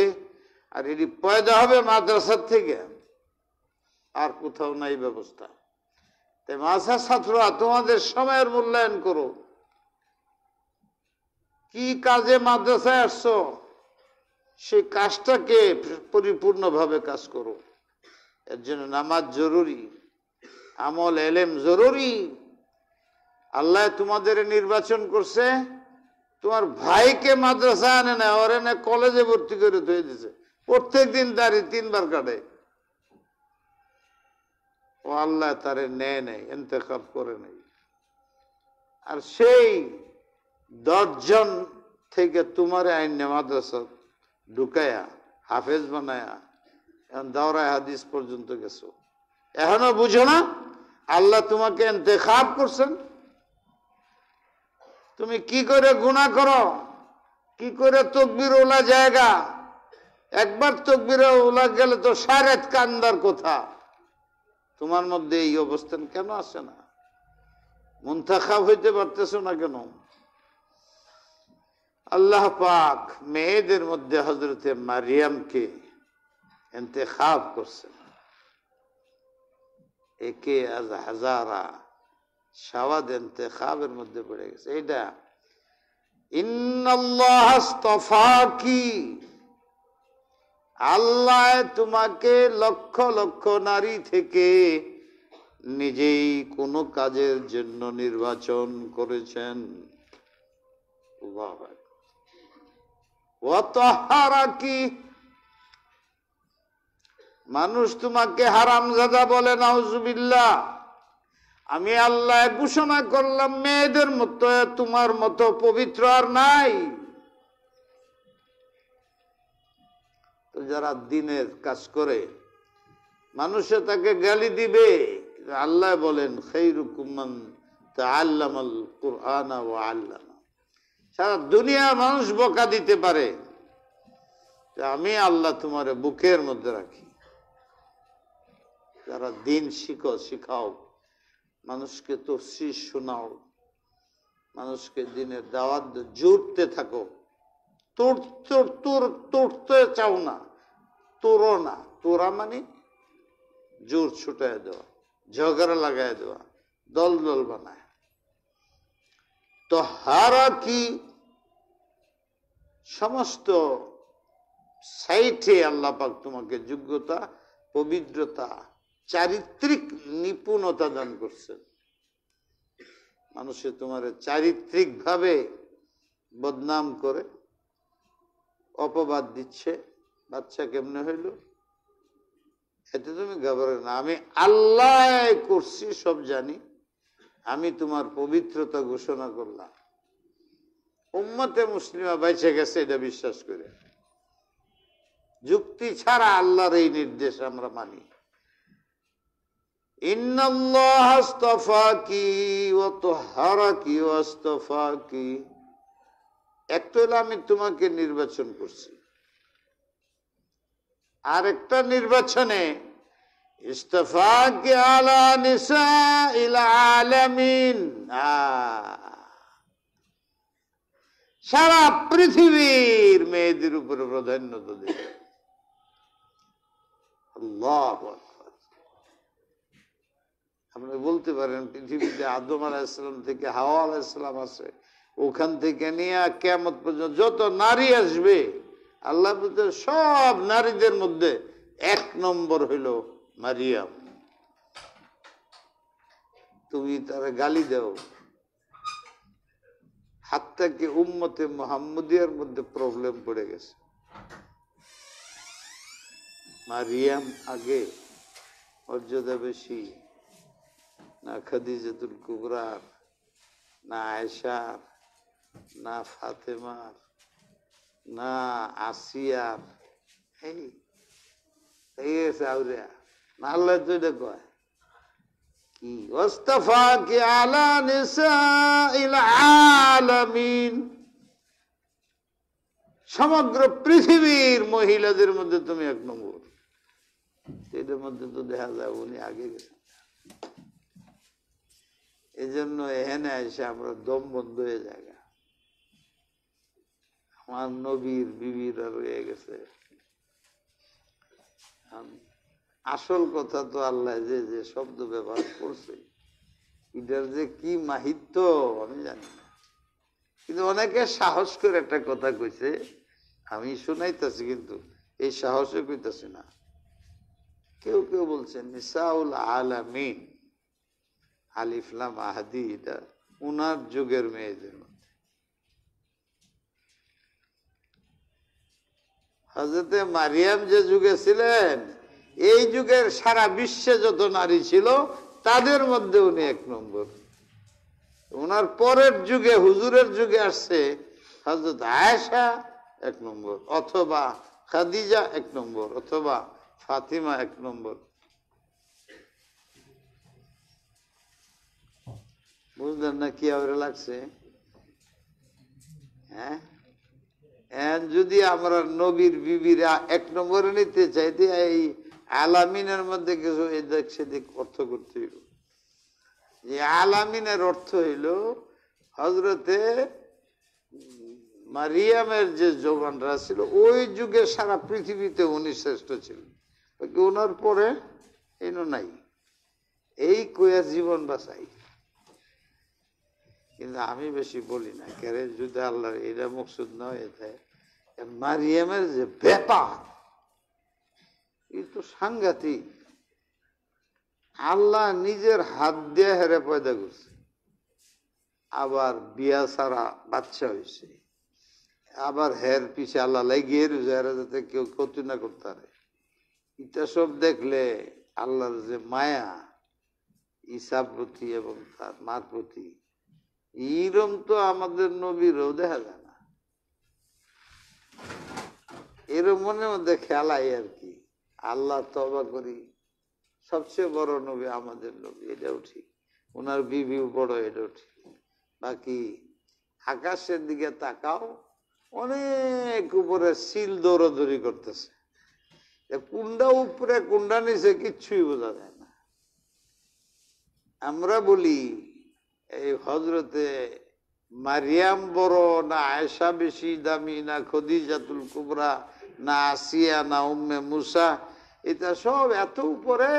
আমরা দেখি সব সমান।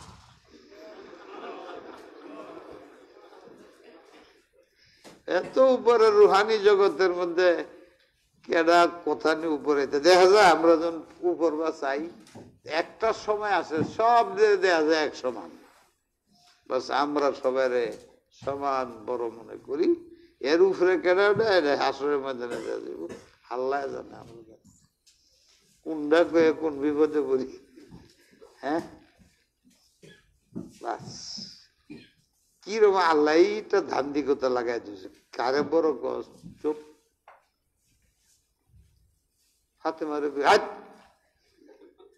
কারে, কেউ রে না, বাস চুপ।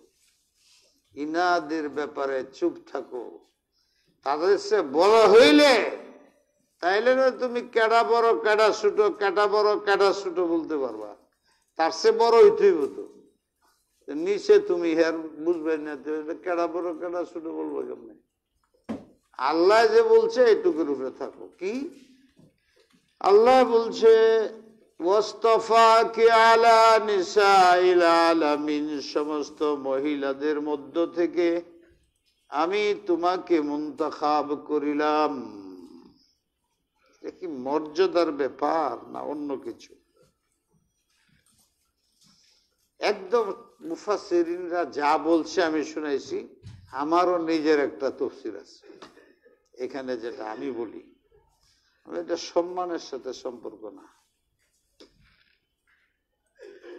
তাই আসিয়া বেশি সম্মানী, উম্মে মুসা বেশি সম্মানী না ফাতেমা বেশি সম্মানী, এই আয়াত দিয়ে সিদ্ধান্ত নেওয়া যাবে না। এই আয়াতে এটা বলা হয়। ইন্তেখাবের অর্থ হইল এই, আসিয়া স্বাভাবিকভাবে জন্মগ্রহণ করছেন, আয়েশা স্বাভাবিকভাবে জন্মগ্রহণ করছেন, খাদিজা স্বাভাবিকভাবে জন্মগ্রহণ করছে, সবাই উম্মে মুসা স্বাভাবিকভাবে জন্মগ্রহণ করছেন। অস্বাভাবিক জন্ম এটা কার হয়েছে? মারিয়াম। এখানে আমার একটা কুদরতের খেলা দেখানোর ব্যাপার ছিল। আমি যে কত শক্তিশালী, কোন আইনের পাবন আমি না, এই কুদরতটাকে প্রকাশ কার মাধ্যমে করব? তখন সারা পৃথিবীর মেয়েদের মধ্যে এই কাজটার ক্ষেত্রে আমি মারিয়ামকে ইন্তেখাব করছি। আমি এই অর্থ করছি। তাহলে কেডা বড় কেডা সুর এনে প্রশ্ন আসে। এই কাজের জন্য তারে, ওই কাজের জন্য খাদিজারে ইন্তেখাব করছি নবীর মার দায়িত্ব পালন করতে। নবী মা পায় নাই, মার আদর পায় নাই। সেই মার আদরটা খাদিজাতুল কুবরা নবীর জন্য করছে, এর কোন দ্বিতীয় পৃথিবীতে নাই। এটা ওনার বৈশিষ্ট্য।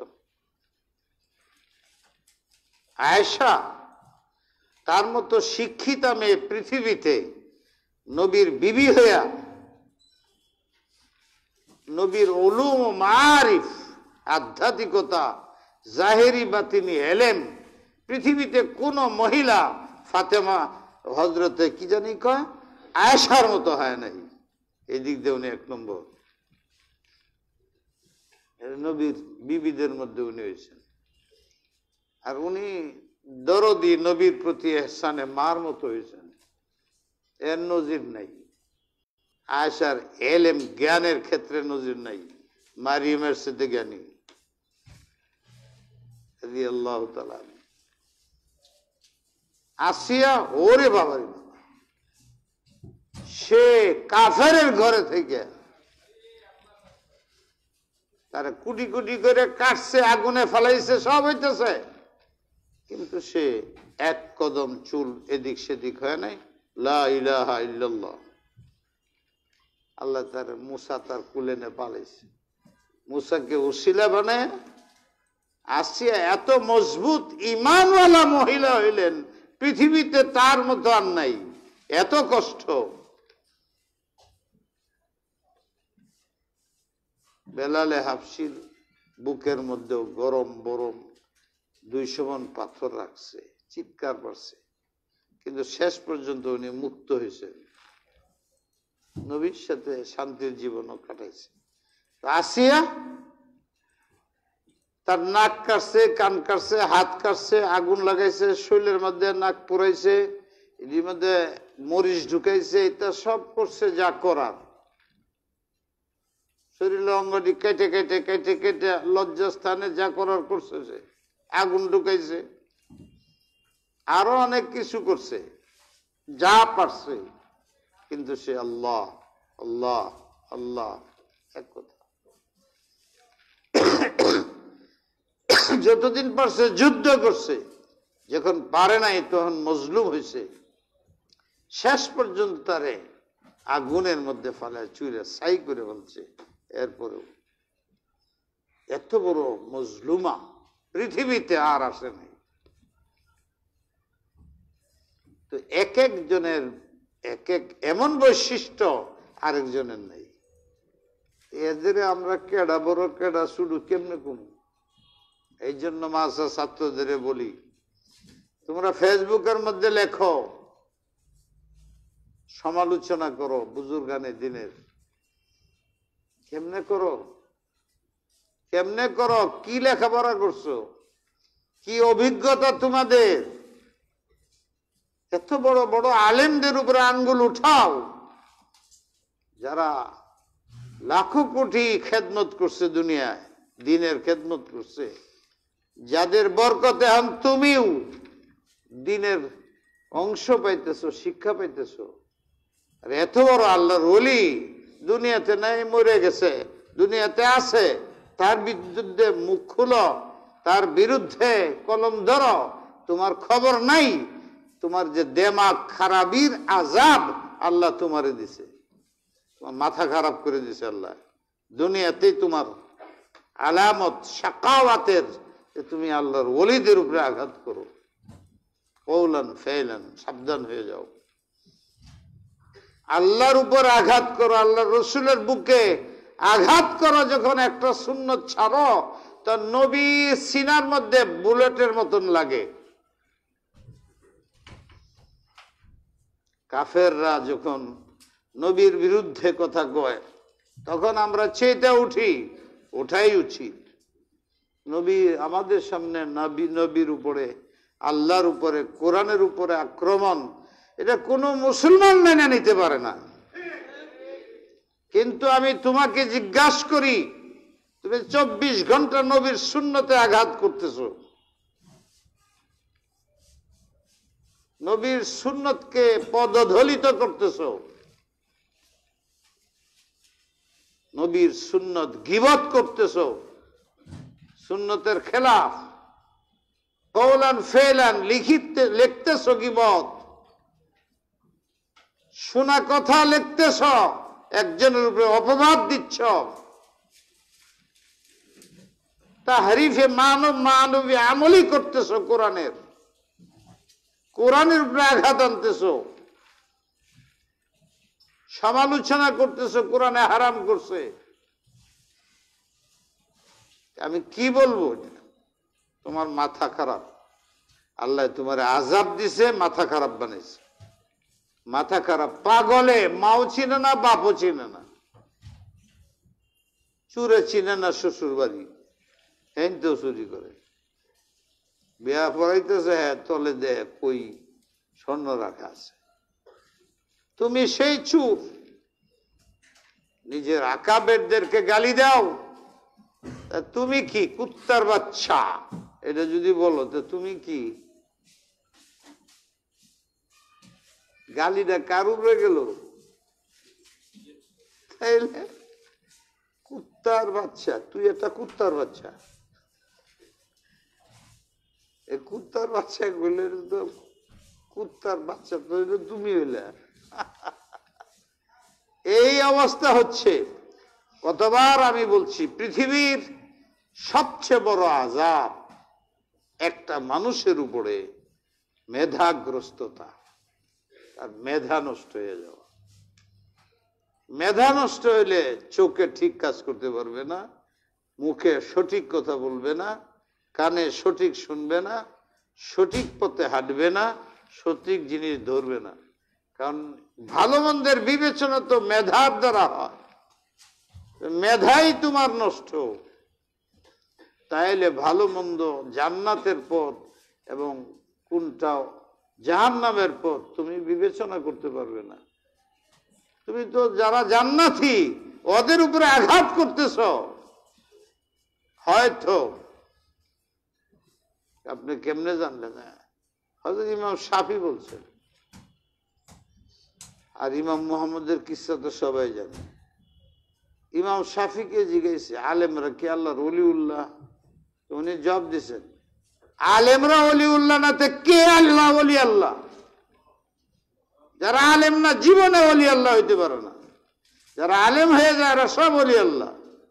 ইমাম শাফি বলছে, ফামান ওয়ালিয়ান ইল্লাকুমুল আলেম ওলিয়ান ফামান ওলিয়ান। জি জি, আলেম যদি ওলি না হয় তো আবার দুনিয়াতে ওলিকে? এই কইছেন ইমাম শাফি। ইমাম মোহাম্মদ বিন হাসান খতিবে বাগদাদি উল্লেখ করছেন, কতবার শুনাইছি, কাঁপতেছে। জিজ্ঞেস, হে মোহাম্মদ তুমি কাঁপতেছো কেন? কাঁপতেছে আল্লাহ আপনার কাছে জবাব দিতে হবে জীবনের সমস্ত আমলের খুঁটিনাটি, এখানে লুকানোর পথ নাই। লা ইয়াযিল্লু রাব্বি ওয়ালা ইয়ানসা। কেমনে সারা জীবনে কত ভুল ত্রুটি হয়েছে আমি জানিও না, এটিও তো ধরা পড়বে আজকে আল্লাহর সামনে। না গোপনতা চলবে, গোপনীয়তা, না ঘুট চলবে, না সুদ চলবে। ওয়ালাইসা বিযাল্লামিল লিল আবিদ, জুলুম হবে না, অত্যাচার হবে না, সঠিক ন্যায় বিচার হবে। ধরা তো পড়মু, গোপনে কত অপরাধ হয়ে ধরা পড়ে যাব। আল্লাহ এই জন্য ভয় লাগতেছে। আল্লাহ বলেন, মুহাম্মদ জানো না তুমি আমি যাকে এলেম দেই এই জন্যই দেই যে ওরা জান্নাতে নেব, আর যাকে এলেম না দেই এটা এই জন্যই যে ওরা জাহান্নামে নেব। যাকে আমি জান্নাতে নেব তাকে এলেম দেই, যাকে এলেম দেই তাকে জান্নাতেই নেব, আর সুখকে নিয়ে প্রথমে নিয়ে যাব, ওরে আমি জাহান্নামে নেব না। এলেম ছাড়া কি যাইতে পারবে না? যাইতে পারবে। আলেমকে মোহাব্বত করো, আলেমকে সাহায্য করো, আলেমের ছাত্র হয়ে যাও। কুন আলিমান আও মুতাআল্লিমান আও মুঈনান আও মুহিব্বান ওয়ালা তাকুন খামিসান। 5 নম্বর লাইনে যাও না। মুক্তি চাও, আলেম হও। হইতে পারো না, আলেমের ছাত্র হও, খাদেম হও। পারলা না, সাহায্য করো, কিতাব কিনে দাও। পারো না, দোয়া করো, মহব্বত করো, সিজদাত করে তার জন্য দোয়া করো। সাবধান, আলেমের উপরে আঙ্গুল উঠায়ও না। ওয়ালা তাকুন খামিসান ফাতাহলাক তাহলিক। 5 নম্বর যে যদি যাও, এই 4-এর বাইরে 5-এ যাও, তাহলে মনে রাখো হালাক দুনিয়াতেও আখিরাতে। নবী আলাইহিস সালাম বলে গেছে, ওয়াসতাফাকি আলা নিসাইল আলামিন। অতএব হে মারিয়াম, ইয়া মারিয়াম, ইয়া মারিয়াম কুনুতি লিরাব্বিকি। হে মারিয়াম, এই অবস্থায় তোমাকে লালন পালন করেছেন যিনি, রব তোমার, তার সামনে নতশির হও, অহংকারী হইও না, নমনীয় হও। এত বড় নেয়ামত আমি তোমাকে ইন্তেখাব করেছি, এরপরে তোমার জন্য মুনাসিব না তোমার মধ্যে অহংকার থাকবে, কথায় অহংকার প্রকাশ পাবে, চলায় অহংকার প্রকাশ পাবে। লা ইয়ামশি ফিল আরদি মারাহা। যখন মানুষ হাঁটতে থাকে, হাঁটার মধ্যে অহংকার প্রকাশ পায়। হাঁটার এমন তরিকা আছে, অহংকারী বোঝা যায়। আল্লাহ বলে, লা তামশি ফিল আরদি মারাহা, আমার জমিনদের উপর দিয়ে হাইটে যাও, অহংকারী অহংকারী হাঁটা।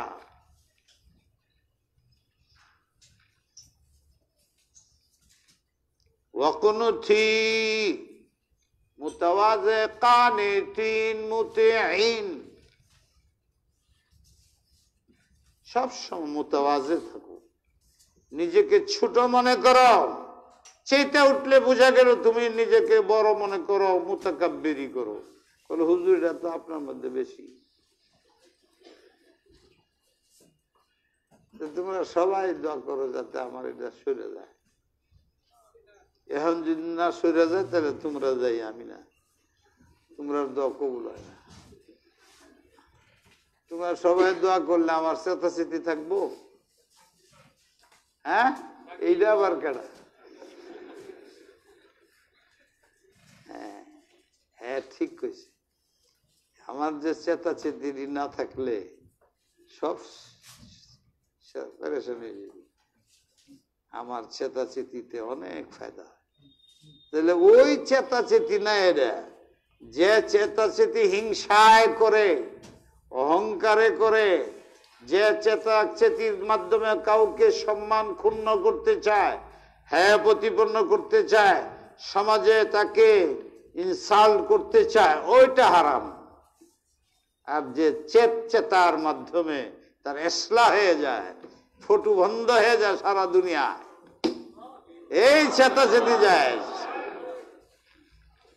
আমি এদের জন্য আজকাল খুব মনের মধ্যে আল্লাহরে খুব বলতেছি, আল্লাহ আমি কিন্তু একটা মশলা ঠিক করে আলছি, কি যেখানেই যাই, সরকার আর বেসরকার না, একেবারে সরকারের সবের উপরে হেনও যদি যাই, এই মৌলানা মাহমুদ সাহেব আসতেছে, সব সরাও। কয়েকদিন আগে, কয়েকদিন কি গতকাল না গেলাম, বৃহস্পতিবার দিন, আজকে কি বুধবার দিন, যে টাঙ্গাইল গেলাম, মঙ্গলবারে, হ্যাঁ হেন গেলাম, যে রাত্রে গেলাম, যে কি ঘাটাইল কয়, এনো জীবনে যায়নি। অনুযায়ী দেখি যে প্রশাসন সব এসপি, ডিএসপি, এসপি, ফেসপি, ওসি, ডিসি, পরে কি জানি কয় মেয়র, পরে উপজেলার চেয়ারম্যান, ব্যাগ থাইছে। ভাবছি ওয়াজ 6 বার করে সারছি, যে 7 নম্বর ওয়াজ। মানুষ তো এটি পাগলের মতো টাঙ্গাইলতে যে ঘোরানো শুরু করছে, যে ঘাটাইল পড়ে যেখানে যেখানে দৌড় পারে। কারণ আমি চিন্তা করি কোন কথা কই, হ্যাঁ তো শুনতে আছে ওয়াজ, একই দিনে 6টা আওয়াজ করা, এটা আলাদা আলাদা সব তো এক হয়ে যাইব গা। আমি চিন্তা করলাম এখানে কি ওয়াজটা করি, ভাবলাম যে তো সব দেখা যায় কোটিপতি, আর সব সরকারি এবং শিক্ষিত, বিশাল সব লক্ষের উপরে লোক জমাইছে। এখানে ফটোর উপরে আছে কপালে, বড় বড় অফিসাররা থাকে। রাস্তাতে শুনি বলতেছে, মানে বয়ান হইতেছে ওসিডিসিরা, প্রত্যেকেই বলতেছে, আমি শুনতেছি। আমি যখন যা পড়ছি তখন ডিসি সাহেব বয়ান করতেছিল, অথবা উপজেলার চেয়ারম্যান একজন হবে। এই যে হুজুর আইসা বলছে, তো এই সব মোবাইল বন্ধ করে ফেলেন, এই সেই ওই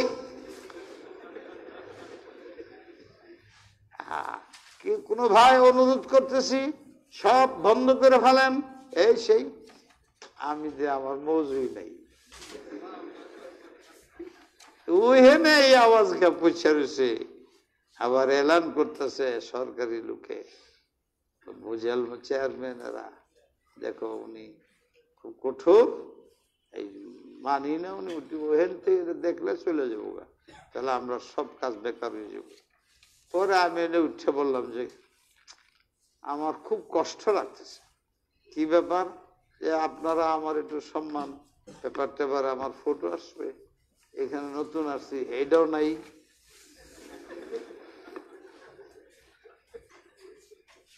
কি সম্মান আপনারা করলেন, আমার ব্যবস্থা রাখবেন না? আমার কথা সারা দেশের ভিতরে যাবে,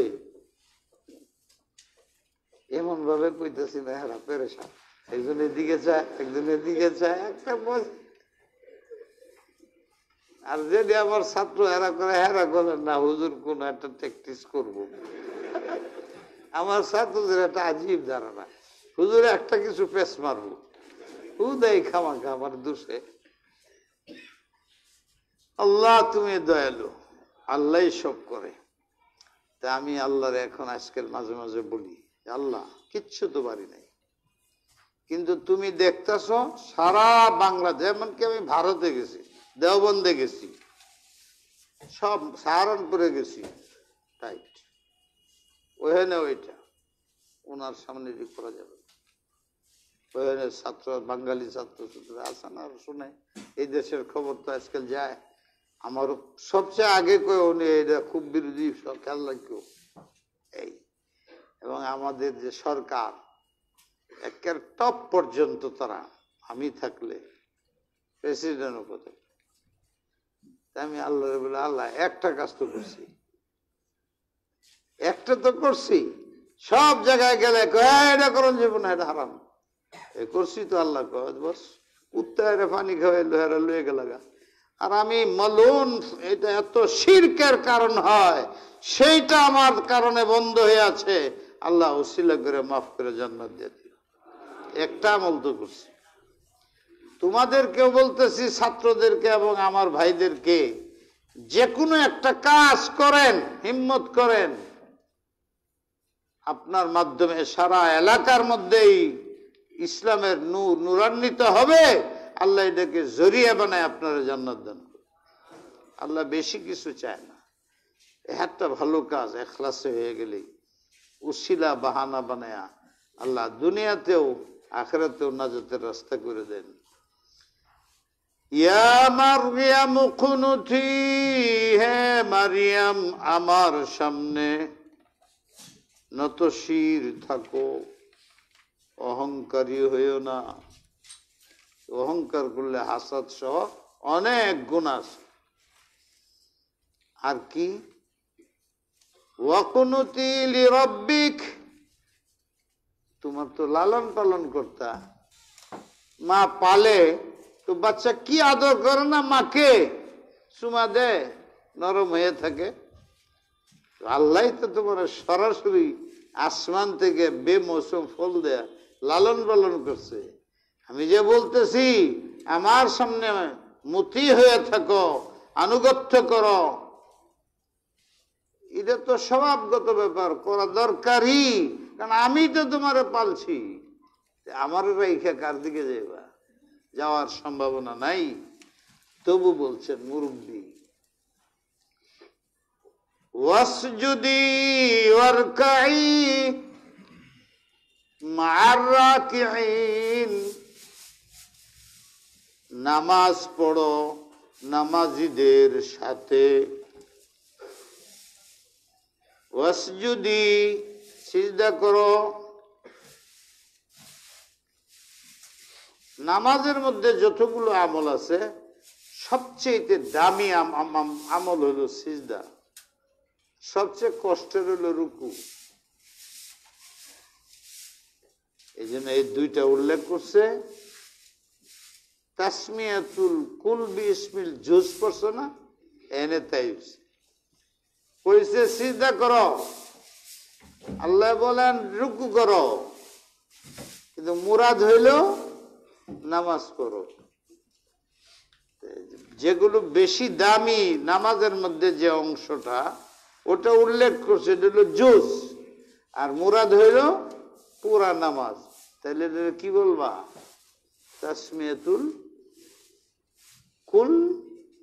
দেখছো কিভাবে লাগাই দিলাম? হ্যাঁ, এসকাল নেই না, ঠিক আছে আমরা সিজদা করবো, রুকু করবো, আর কিছু করবো না। না না, তাসমিয়াতুল কুল বিসমিল জুজ। এর কারণ কি, যে এই দুইটা আমল সবচেয়ে নামাজের মধ্যে তাওয়াজু বুঝায়, আল্লাহর সামনে নতশিরতা বুঝায়, এই দুইটা আমলে। কিন্তু কুরআন শরীফ ইউদিল্লু বিহি কাসীরা ওয়া ইয়াহদি বিহি কাসীরা মা'আর রাকিঈন। রাকিন তো পুরুষদের সিগা, পুরুষদের সাথে। আল্লাহ এটা কি হইল? যারা কয় মসজিদের মধ্যে মহিলারা নামাজ পড়বে, এরা এই আয়াত দিয়ে দলিল দেয়। পুরুষ মারিয়ামকে বলছে যে মসজিদে যায় সব পুরুষের সাথে নামাজ পড়ো, আমরা না করে হুজুররা। প্রথম কথা তো হইল মারিয়াম তো থাকতেনি মসজিদে, ওয়াল করে চতুর্দিক দিয়ে বন্ধ করে একেবারে উপর পর্যন্ত বন্ধ করে। একটা ছোট্ট দরজা একেবারে মসজিদের ছাদ পর্যন্ত পুরাটা বন্ধ করে দিয়েছে। ছোট্ট একটা ডেকোরের মধ্যে উনি সারা জীবন কাটাইছে। এরম করে আপনার মেয়েরে থুয়ে আনবে যান, খালু ছাড়া আর কেউ যেত না। আর সামনে যা কাতার, কোন মহিলা যদি পিছনে দাঁড়ায় নামাজ পড়া হবে, উনি তো আসেনি মসজিদে, এই জন্য হইতে পারে। এক। দুই নম্বর, এইটা যদি মাইনেও নেই, তো হলো ওই সময় নবী জাকারিয়া আলাইহিস সালাম অন্য নবীর শরীয়ত, আমাদের নবীর শরীয়তে এটা তো মনসুখ হয়ে গেছে। হুজুর বলে গেছেন আমার পছন্দ হইলো মহিলারা ঘরে নামাজ পড়বে। হযরত আয়েশা বলেন হুজুর কঠোরভাবে না করেন নাই, মেয়ের আবেগী, নবী তো নবীর পিছনে নামাজ পড়তে চায়। আর এইদিকে কাল ভালো ছিল, খায়রুল কুরুন ছিল, কোনো জিনা টিনা হইতো না, বেপরদিকি ছিল না, এই জন্য পিছিয়ে নামাজ পড়তে বলছেন। কিন্তু হুজুর কি আদেশ করছেন, মহিলারা যদি জামাতে আসো তো একদম পিছনে দাঁড়াইবা। এক। দুই নম্বর, পুরুষরা সিজদাতে উঠে না বসা পর্যন্ত তোমরা সিজদাতে মাথা উঠাইতে পারবে না। দুই। তিন নম্বর, সালামের পরে পুরুষরা সব বসে থাকবে, আধা ঘন্টা লাগে, আধা ঘন্টা। মহিলারা সব বাসায় ঢুকে সারবে, তারপরে পুরুষরা বেরিবে।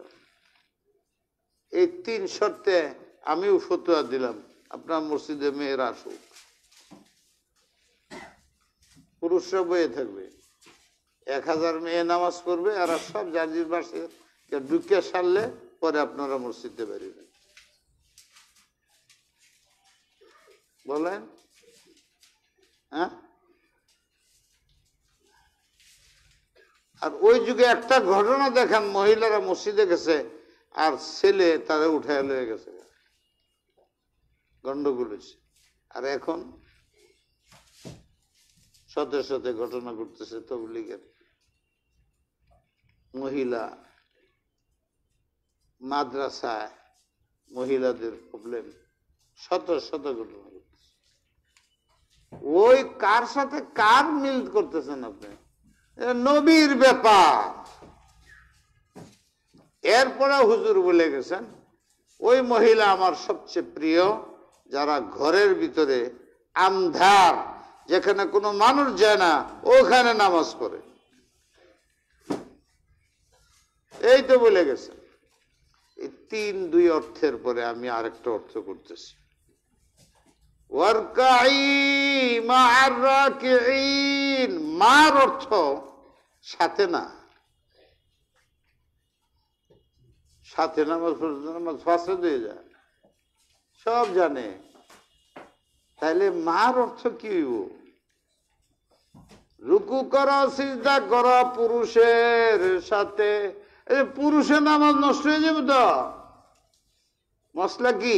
মুহাজাত হইলে নামাজ নষ্ট, ইত্তেফাকান। তাহলে মার আরেক অর্থ।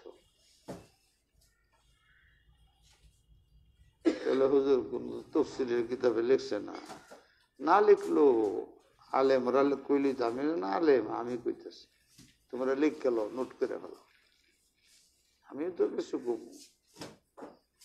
মার অর্থ হলো সবার সময়ের সাথে।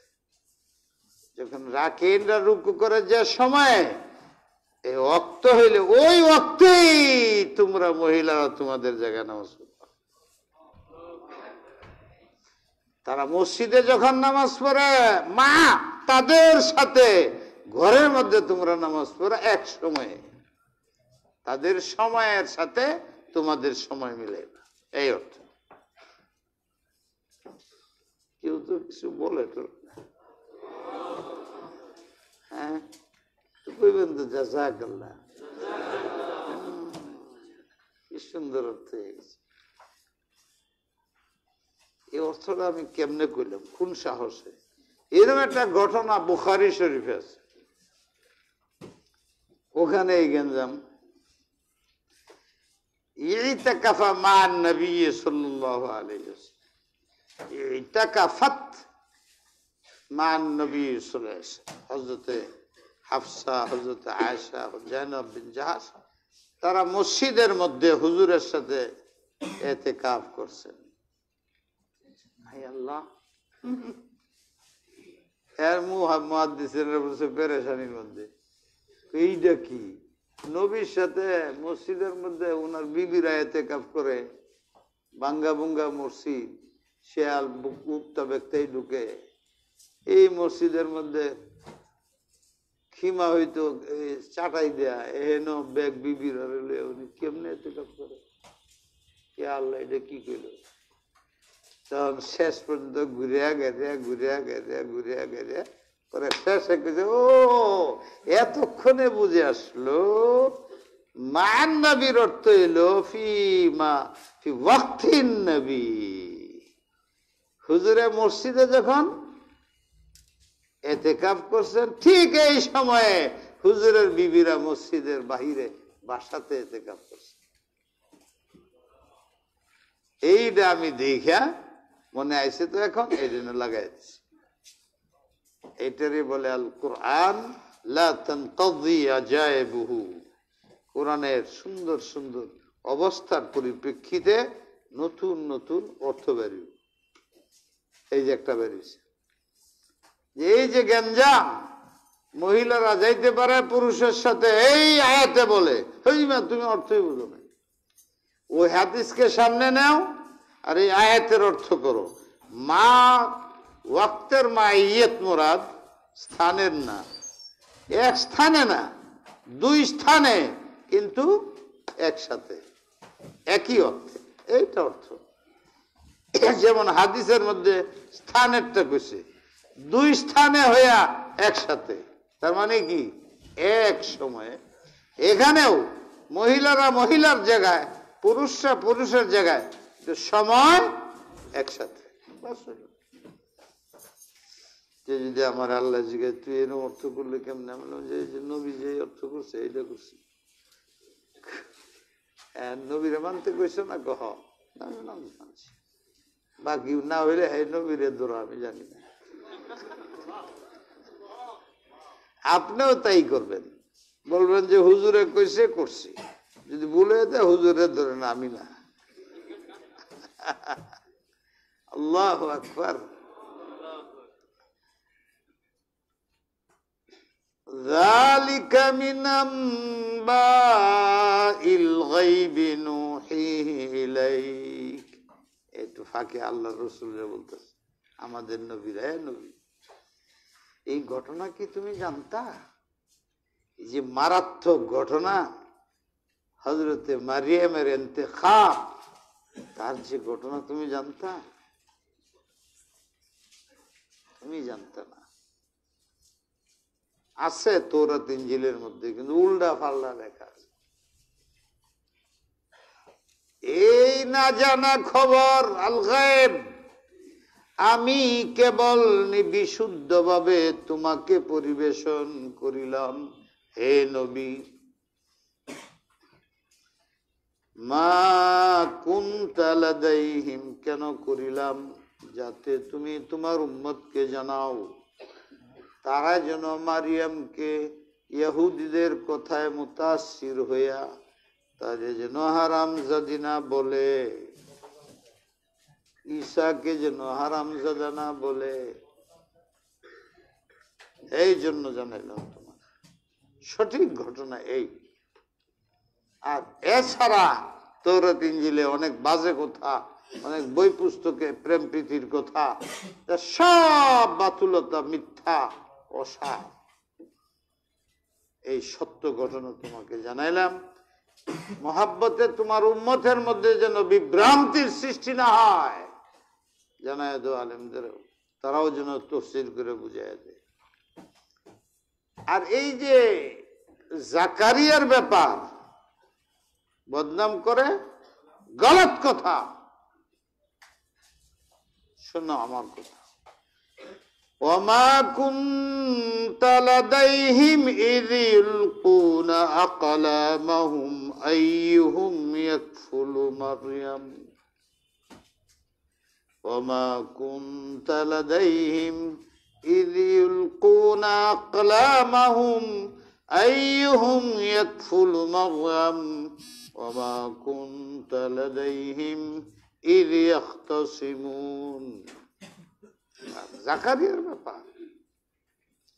জাকারিয়া কোনো নগ্ন চিন্তায় ইত্যাদির কারণে তাকে নেয় নাই, তার সাথে কোনো কুকর্ম করে নাই।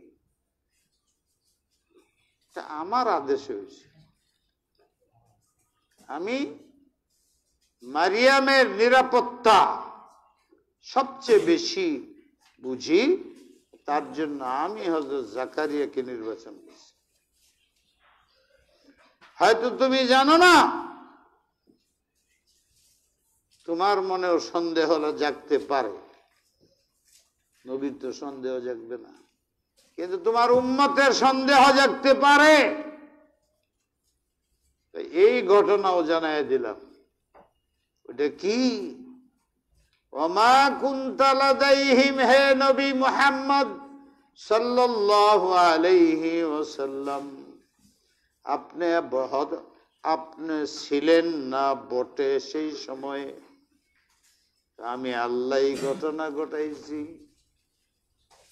ইয়াখতাসিমুন, তাকে নেওয়ার জন্য কথা কাটাকাটি ঝগড়া শুরু হয়েছে। এখন আমি করি কি?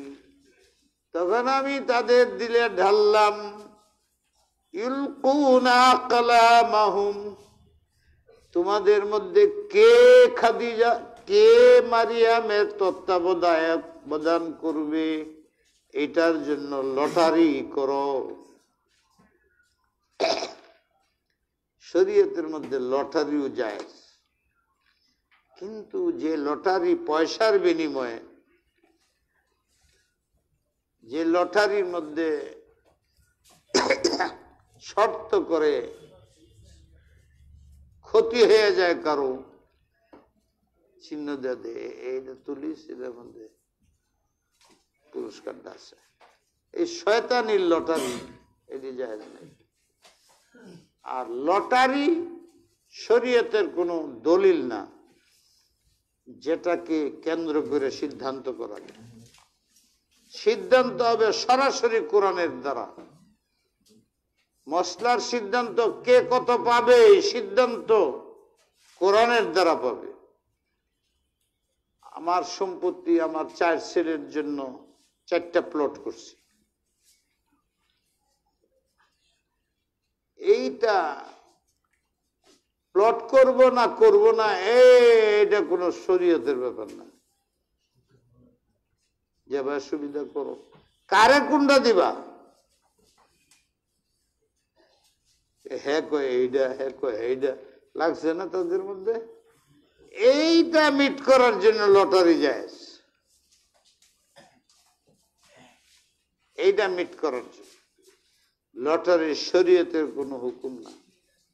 লটারিতে যেটা সেটা নিতেই হবে এটা না, এটা মনের ইতমিনানের জন্য। এই 4টা প্লট, 4 জনের কোনটা কে নিবা, লটারি দাও, ঝগড়া লাগছে লটারি দাও, এই হলো মসলা। শরীয়তে লটারি কোনো হুজ্জত না। আর এটা যদি পয়সা কামায় তো এটা বাজারি এবং জুয়াখুরি হবে। এটা শুধু মনের ইতমিনান, নিজেদের মধ্যে তক্কাতুক্কি হইতেছে কে কোনটা নিবে না নিবে, তখন লটারি দেওয়া, এইটুক শরীয়তের সিদ্ধান্ত। এখানেও তাই, হযরত মারিয়ামকে কে পালবে কে পালবে না এটা নিয়ে একটা ধাক্কাধাক্কি হইতেছিল। ইয়াখতাসিমুন, আল্লাহ বলে খেসাম হইতেছিল, কথা কাটাকাটি হইতেছিল। ছাড়ে না একজনেও, সবাই নিতে চায়। আত্মীয় তো একজন না, অনেক আত্মীয় আছে না। তখন আমি বললাম, ইউলকুনা আকলামাহুম,